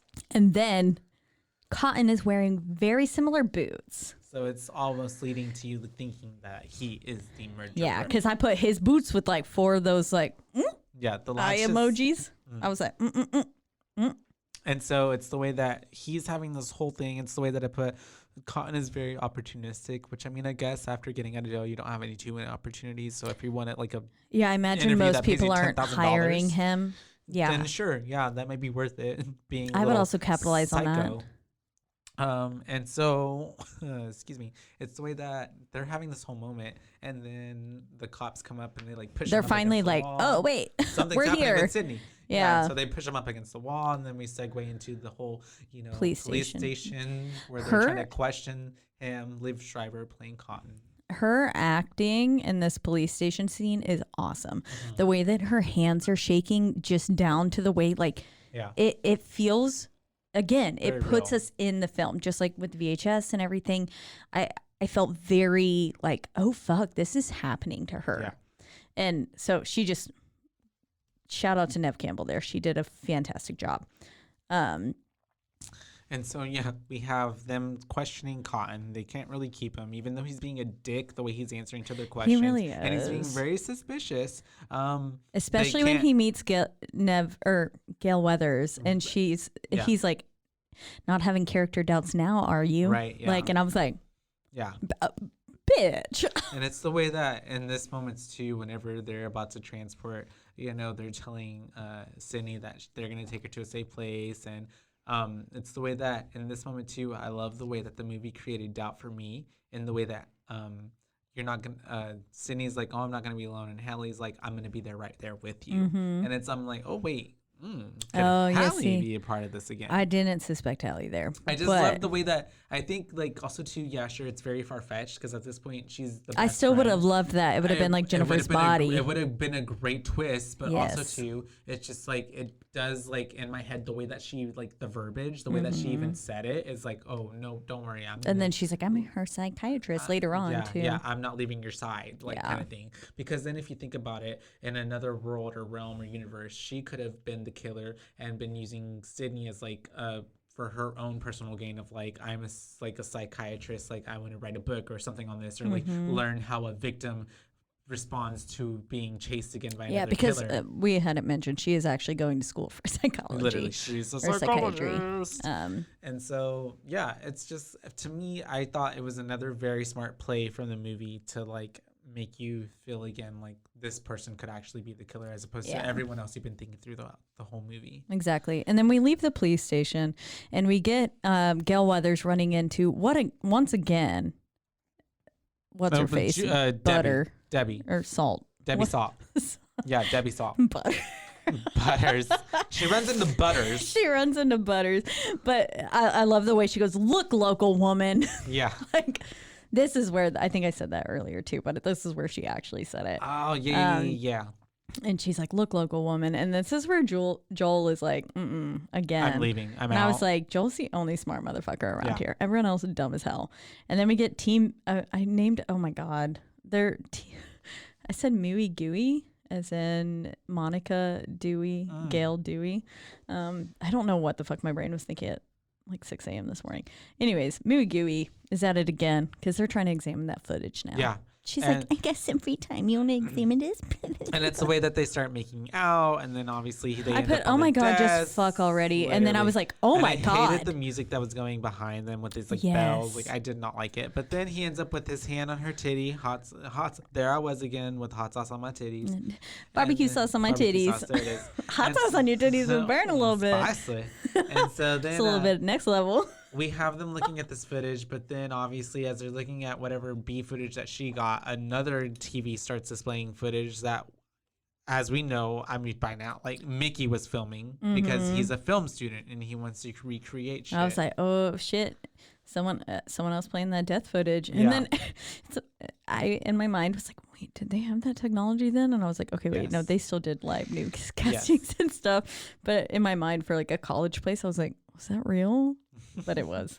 I was just dumb. And so then I'm like, Ghostface has been filming everything basically to create their own sequel because that's like been the whole meta thing this whole time. Someone is being a copycat creating their own sequel. We see Cece's death. We see Randy's death. And then it pans into their backs and it's like, ooh, he's watching us. And then they turn around and he's in the fucking projector room. And so then we have fucking Dewey going up there. And of course I'm just like, fucking Dewey, come on now. Dewey's got a limp and shit. Like literally, because he has a severed nerve from when he got stabbed or stabbed in the first movie. And so then we have this whole scene where he's going up into the projector rooms. Obviously Ghostface isn't there, but then we have Gale then getting attacked by Ghostface. I love the way she smacks him with the phone. Yeah. I was like, and then the way she looks at it too. She's like, ah, because it's like phone. But it's also very the whole premise of this. Exactly, the phone calls. So it's like very meta. I did love that. I was like, that was pretty clever. Wow, the way that she hits him with the phone, it's like everything, it all started with the phone call. And she's hitting him with the phone. And not even just a regular phone or a cell phone, but like a phone with like a cord. Line. Yeah. It was a corded phone. She, then whatever, all this chase scene starts happening. Dewey falls down the assembly. He falls down the stairs and the like little whatever theater room, whatever it is, a classroom. Yeah, but it's called like something else and bigger in college. I don't know. I like went to college. I did too, a few semesters, and what is it halfway called? there. Oh fuck that. Okay, never mind. Yeah. Everyone else will be screaming at us at home, but oh well. So anyways, he falls down the stairs. She's hiding in soundproofing room. She goes through the soundproofing room, and then we have this whole little scene where like it's like a maze of soundproof, which is I saw, and I was just like, whoa, like who has this much soundproofing just like up? Yeah, but then it did really add to the scene because then it's there like was suspension tension between him, Cat and Mouse trying to find her, and she's like, and they're obviously so close to each other. You're thinking like, can't you hear each other? Can't you hear the footsteps? Yeah, and they obviously do because he's like right behind her. Yeah. And every time she slips one corner, it's like you expect him to be there. Yeah. And it's just like, it's so close. We have this whole really tension building scene between that. And then finally, Gale ends up behind this like soundproofing room. And then on the other side is fucking Dewey. And he's like trying to get her attention and he can't. And then just when you like, he's trying to get her attention. Later on, I feel like Ghostface hit the glass with the same like vigor, and it made sound. It made a sound, right? And so I was like, Dewey's trying to get her attention, but then obviously starts getting stabbed by Ghostface behind him. And at this point, you're just like, I mean, even the way she's like, the camera's panning to her, Gale, and she's just like, it's funny behind the camera, like, but you can see. I was like sad for Dewey, but I was like, okay, but Dewey's death is like high key a little bit funny with Gale's crying and stuff, and like the way that it's so. And you can't really hear her. Dramatic, yeah. It's just like, okay. The emotional acting, though. Yeah, I did get it was comical. I mean, but then I was also sad for Dewey. I was like, no, I think that was Dewey. my main thing. I was just like, not Dewey, because at this point I was watching it at least in the most mentality wise I could, is like as a first time viewer. Yeah. And I was just like, fucking wow, I'm like, not killing Dewey. Are you kidding me? Like, not Dewey. Anyone but Dewey. And so then, and it's also the way that, yes, Ghostface is on their side and he's trying to get to Gale, and he's like throwing a chair and like whatever. Obviously he can't get through, but it's the way that at this point I'm like, wow, Gale was actually scared, like in that moment, like because she just saw Dewey getting like whatever she thinks he's dead. Like she is literally, and it's very like on the opposite of her character, just like she was just like screaming. She was, and she wasn't even trying to escape. She was just like sitting there, like she straight up. I was like fetal position. Are we just gonna hide? Yeah, is that the rest of this in plain sight? I mean, he comes and like tries to get through the door again and stuff, but and then I was just like, oh shit, like okay. But it's that in that moment I was like, it added more to her character for me, because I was just like, wow, yeah, like, definitely. I'm actually seeing her like not a hard ass bitch. Yeah, it humanized her more. Very much so. Made you be like, oh okay, shit. She actually cares. She actually has a heart. And so then after that, we have fucking Derek getting pulled away by his frat bros, and I'm like, what the fuck is this? Like after the police are trying to take Hallie and Sydney, and they're gonna escort them to their whatever safe place, haven, whatever they had going on. That's why my notes said Greek life is weird AF. Yeah, and so like, because it made you think for like 2 seconds he was gonna get murdered. Yeah, too. But it's just like, no, this is shit just happens because of whatever fraternity tradition they have going on. So we have that whole scene, and then we have the scene of the cops trying to take Sydney and Hallie to the safe zone or safe house. Yeah. And they don't get there and then it's the way that I'm just like, how is Ghostface like what? Okay, so I was like, damn, this Ghostface is a bit more coordinated now. Right? And it's also too because the two cops are like, the one, they're stopped at a red light for way too long than they should, or a stop sign, and they're having this like inappropriate conversation, like, if we told you we'd have to kill you kind of thing. I'm like, you don't tell that to fucking victims. This is not a joke. That you're trying to like take to a safe place. Literally like what? Let's be a little more transparent. Come on. And so then Officer 1 gets slashed in the throat, and then we have Officer 2 getting kind of beat up the fuck a little bit, and then gets kicked out of the car, and then Ghostface takes control of the car as poor fucking Sydney and Hallie in the back just fucking freaking out. They can't get out because it's obviously a cop car, so they can't get out the back. And then thank God it's got that fucking screen though. Right? Otherwise it could have got to them. But then it's the way that he's trying to like take whoever is driving is trying to steer them away, and then the one cop in front of him is trying to like shoot him, but is on the car. So obviously Ghostface is trying to like maneuver to get this cop off the front of the car. And so then after then we have them like going up to this like like what is it, road work ahead, all these like you know, hope it does. I love that line. It's one of my favorites.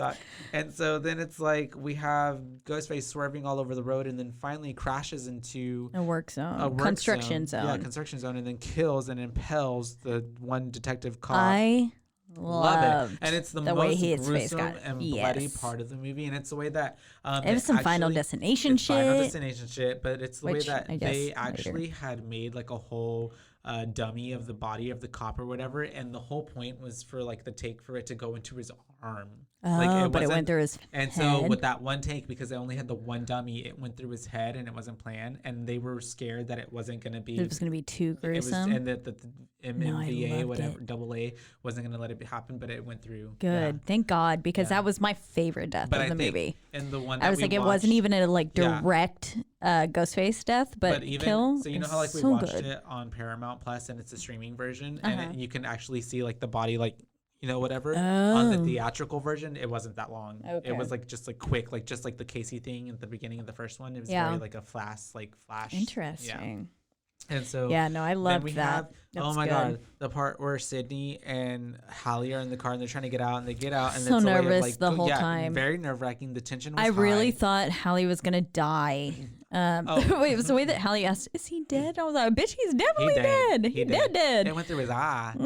But then, yes, the whole car scene of them trying to. The only way out is to get over Ghostface, and at this point too, it's even the way like I'm like, man, damn, she had to hit the horn, and then I'm just like, they're so close to like uncovering the mask and figuring out who this is, and also I wouldn't even uncover the mask. I would literally just start stabbing or doing something to kill this person, and then take off the mask later. Yeah, literally, because at this point it's fucking. Because it's not going to be someone being like, I would have gotten away with it too if it weren't for you damn kids and that meddling dog. Literally. Scooby-Doo. No, this person is legit trying to kill you. No, yeah. I really thought Hallie was going to get murdered crawling across him. And so then I was just like, because I was like, oh my God, Sid got out, thank God.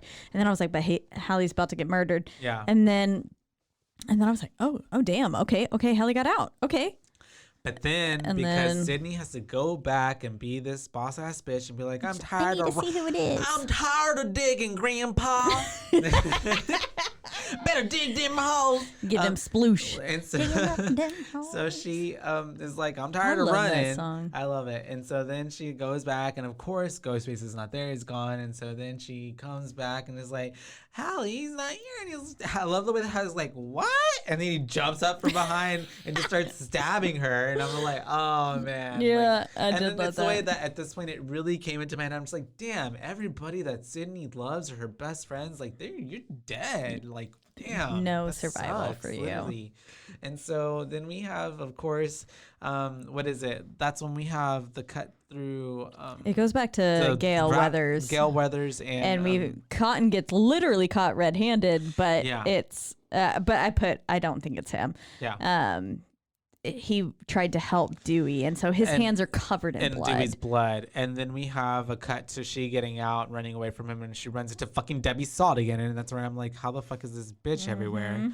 And then in that again, we have Sid's running towards back to the school, and there's music playing from the theater, and because she decides to run towards it. We didn't mention it, but the whole time that all this shit is happening, the Greek shit is happening. And the fraternity brothers are hanging up Derek in the theater, and so he's there, and then someone is playing the play music. So then Sydney, there's a giant star, borderline Star of David or some shit. Not Star of David. That's she Jewish. Comes back to the theater and she sees the North Star. The North Star. She sees Derek strung up on the thing, and then she's trying to help him down, and that's when we get our first Ghostface coming in, and that's whenever Derek's like, get me down, and then we have our revealing of the first Ghostface, and it's fucking Mickey. Yeah, I was like, girl, come on, you smarter than this. When she starts going towards the music, and then she's like, I was like, man, the man is really making a real picturesque death here. Yeah. With all the fucking shit that was happening in the on the stage. Yeah.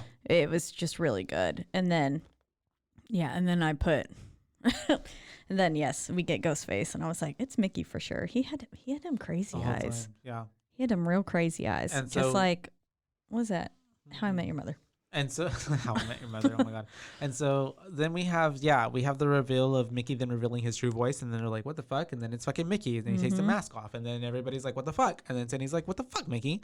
And then he's like, oh, I couldn't have done it without my partner Derek, and then he's framing Derek so that Sydney has a doubt of like letting him free. And the way that he goes, boyfriend killer. It was so good. Oh, I loved that. That was so good. Mickey fucking shoots Derek. Yeah, and it was a pretty intense gunshot too. Like right there, yeah. Yeah, you like see it in her, and you kind of see the flesh go out, and then you're like, oh my God. I'm like, that's fatal.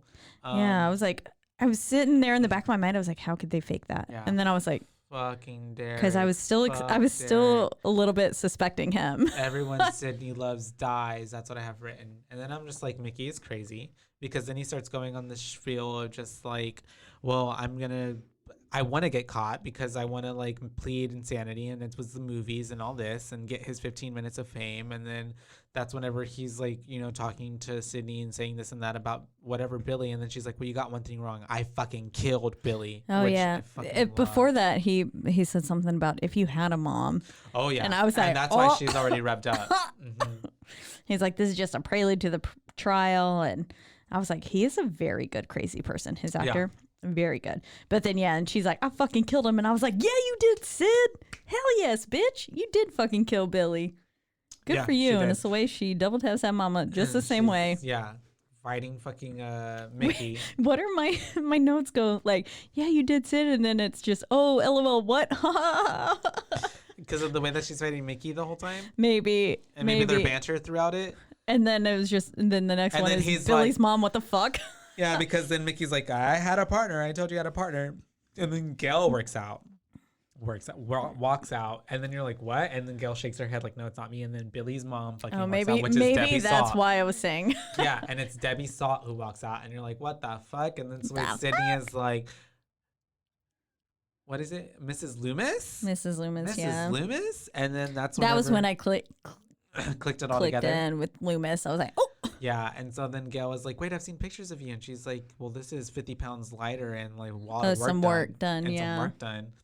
And so then that ain't 90s as fuck too. And I love how she's like, yeah, it's called a makeover. You should get one, Gail. And I was like, she's literally like a fucking sex symbol. Yeah, she is great. You can fuck off. Then you see her arms? And then it's Billy's fucking mom. And then she fucking kills Mickey after she's like, whatever. She's like, oh, Mickey, there's not going to be a trial. And those gunshots were so dramatic. The way that they boom. Yes. Boom, and it's boom. such a callback as well to fucking Billy crossing Stu over. Because it's like, obviously, like, no, I used you and you're dead now. Yeah. You know too much. And so, yeah, they do all of that. And then it's the way that as she kills Mickey, he shoots Gail. And she falls off the stage, and then into the little orchestra pit. And then we have this whole interaction between Billy Loomis's mom and Sydney, and that's the point where I wrote in my notes, I'm like, wow, she's really playing this character well, because she really seems like just off the rails. Yeah, like, she does. But it's the way that she thinks like her motives are so sane. Like, no, I'm doing this because of my boy. Like, she was like, my motive isn't as 90s as Mickey, so we get another 90s callback. Just good old fashioned revenge. She was like, mine is just good old fashioned revenge. Yes. And she's trying to frame Mickey by putting all this shit on him. Like, she's like cleaning the gun and shit. Like, she's got this whole setup. She's like, God. She's like, everything's taken care of. Yeah. And I was like, you're as crazy as your son was. And I love how it also fits, though, into the trope. Just like, of course, here we go, the master evil villain revealing their whole entire plan. Yes. Just kill her already. It's like what Doofenshmirtz from Phineas and Ferb. Exactly. Oh my God, I have to show you a meme. Okay. That ties to that. So yes, it's the way that she's doing all this stuff. And then we have. She says Billy was a good boy. I was like, no, he was not. He was literally a murderer. Crazy. And that's whenever Sid is like, well, you abandoned him. And obviously she doesn't take kindly to that. And it comes back to, stealing Billy's dad. So that was just another same motive. Like, it's all her mother's fault or whatever. And no. I showed you the meme. Okay. All right. Back to it. Yes. So Billy's mom is pissed off that Sydney's calling her a badass mother. It said, pussy so good I made Ferb talk. Okay. So anyways. Candace. Because she has all this shit going on. We have then this whole juxtaposition of like after her and Sydney are having this run-in, then Sydney gets away from her and is able to then turn the tables on her and is using the whole scene set against Billy's mom and is like, making all these loud noises, making things drop, making the lights drop, and then this and with the way with the how I guess gunshots had gone through the door, and when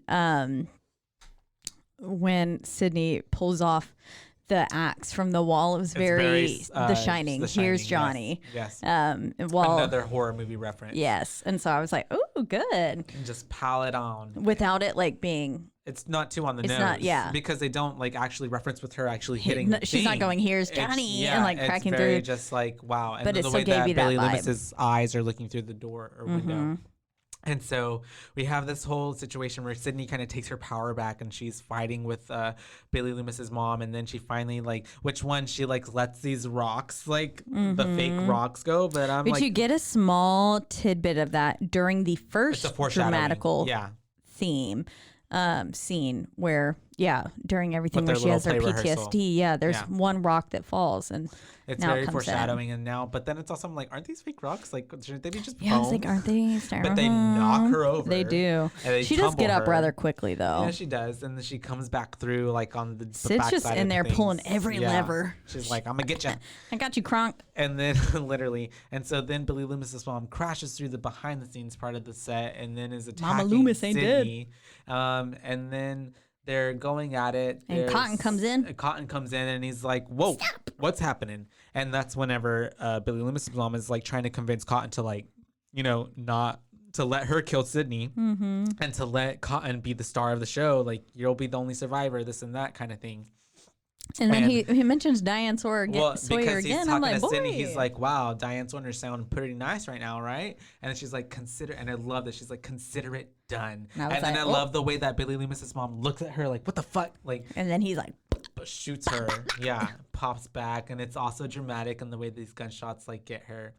And so then we have them like looking at her, and then we have Gail giving a good scare. Good she's, little like, jump still scare. Fucking alive. Yeah, her hand pops up from that orchestra pit, and it's like, oh. She's like, get me the fuck out of here. And she's like, are you okay? And she's like, I've been shot. Of course not. Literally. And then we have, like, I love how Cotton's like, wow, are you the only one down there? Or should I be worried about someone else coming up here? You really scared me, Gail. And he goes, geez, Gail, you've got more lives than a cat. And so then they're looking at... it's the way... Oh, it's because they were talking about the double tap. I was like, I just have two straight lines of... Literally. Because they're talking about the double tap. And then Sydney's like, well, the killer always comes back. And then Mickey comes out of nowhere from behind him. And then I'm like, first off, he got shot like 7 times. And the way that she shoots him again, and it's still the same dramatic, like, bah, bah, bah, yeah. And he goes back. Yeah. It's very, like, literally flying again, back. Like Michael in Halloween. Like, boy can still get up. What? And so then finally Mickey's dead. And it's the way that I love how Gail is even like, give me one of those guns. And they're looking over Billy Loomis's mom, and they're like, are we sure she's dead? And I love the way Sydney's just like shoots her. No hesitation. Just fucking stone cold. In the forehead, just the way coming in with Billy that double case. Shoots him in the forehead. And she's just like, just in case. Just in case. I was like, ooh. Yeah. And then I was like, ooh, the ending's going to be the same way with Gail Weathers. Sydney's a bona fide badass. Yes, she is. And I was like, the ending's going to be the same way. And then all of a sudden you get Dewey coming down the steps on a stretcher. They're like, we got a live one here. And I was like, yes, Dewey is alive. So alive. And then we have Cotton getting his 15 because then Sydney is like, he's the true hero. Like, yeah. The way also, sorry, they were really flinging Dewey around on that stretcher. I was like, y'all, like he almost dead. Why y'all just like dump him? And then it's the way that when he got into the ambulance, he goes, bye-bye. Bye-bye. It was so cute. True I was form, like, oh my God, I love him. But then, yeah, and then she was like, Cotton's the hero here. And then it's the way that he told all those reporters, he was like, there's a price for everything. There's a price. Get back to me. Yes, man, get that money. Yes. And then we have it just kind of cutting to this 90s song and then rolling to credits. He says it'll make a hell of a movie. Yeah. And I was like, yes, it will. Yes, it will. And then it ends out with that pan out scene again. Yeah. But not with the reporting this time, but with just the aftermath. Yeah. I thought it was a great ending. I thought it was a really good movie. To be honest. How many boos? I would give it a 4. 4? Yeah. I'm going to give it 4 boos. I really enjoy the Scream franchise. So what dropped it like instead of 4.5? Yeah. What? Anything? Just because I guess it is a sequel, so somehow I'm so inherently just like, it's not as good as the original. Okay, and that's all. That's it. Because the original Because like I'm inclined to give this a 4.5. Give it, please, give it to it. And I mean, you're the one who loves it so much, and so it's a solid sequel to me.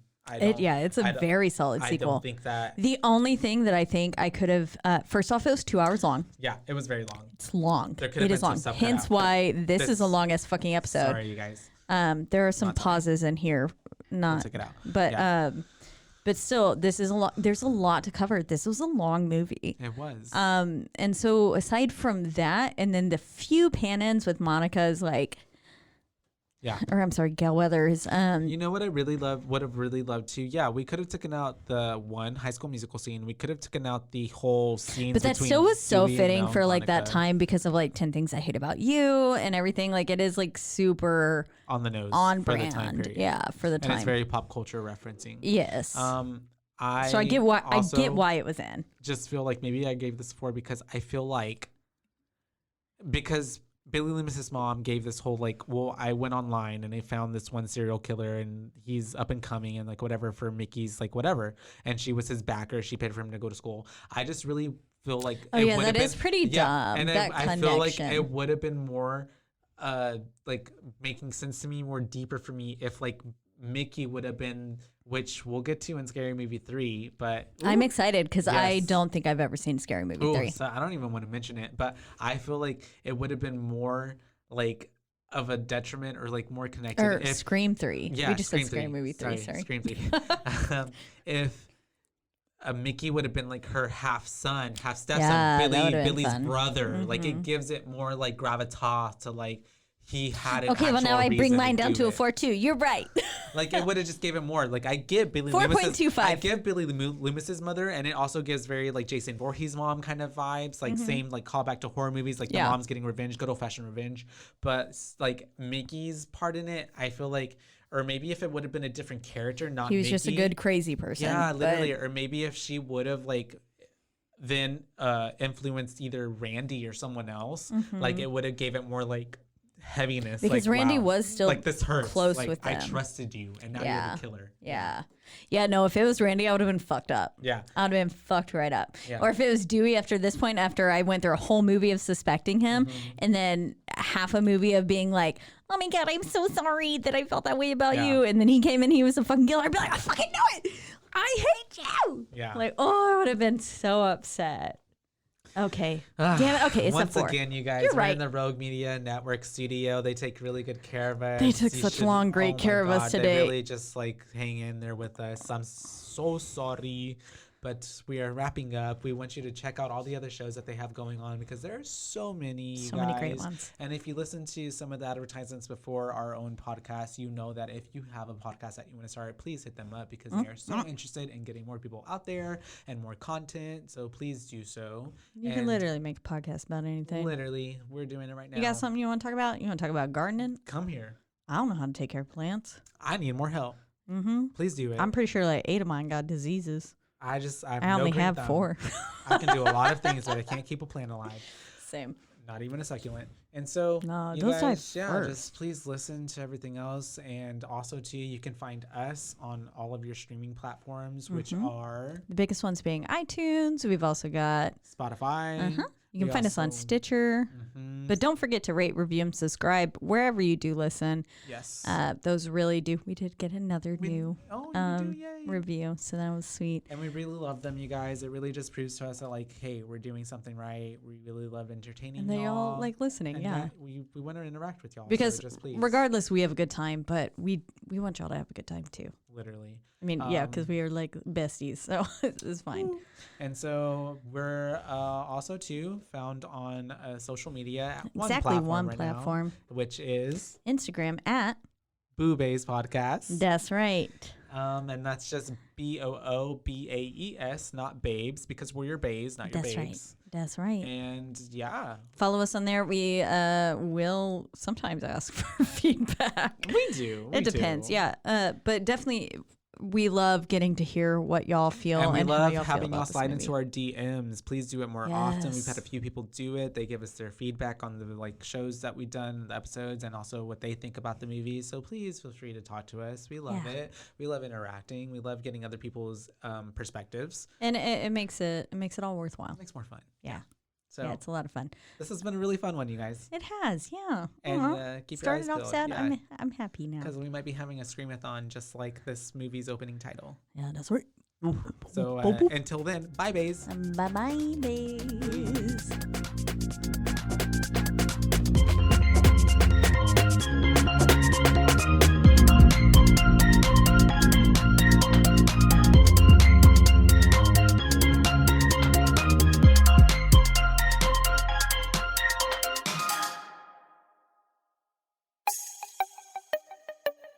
This has been a Rogue Media podcast.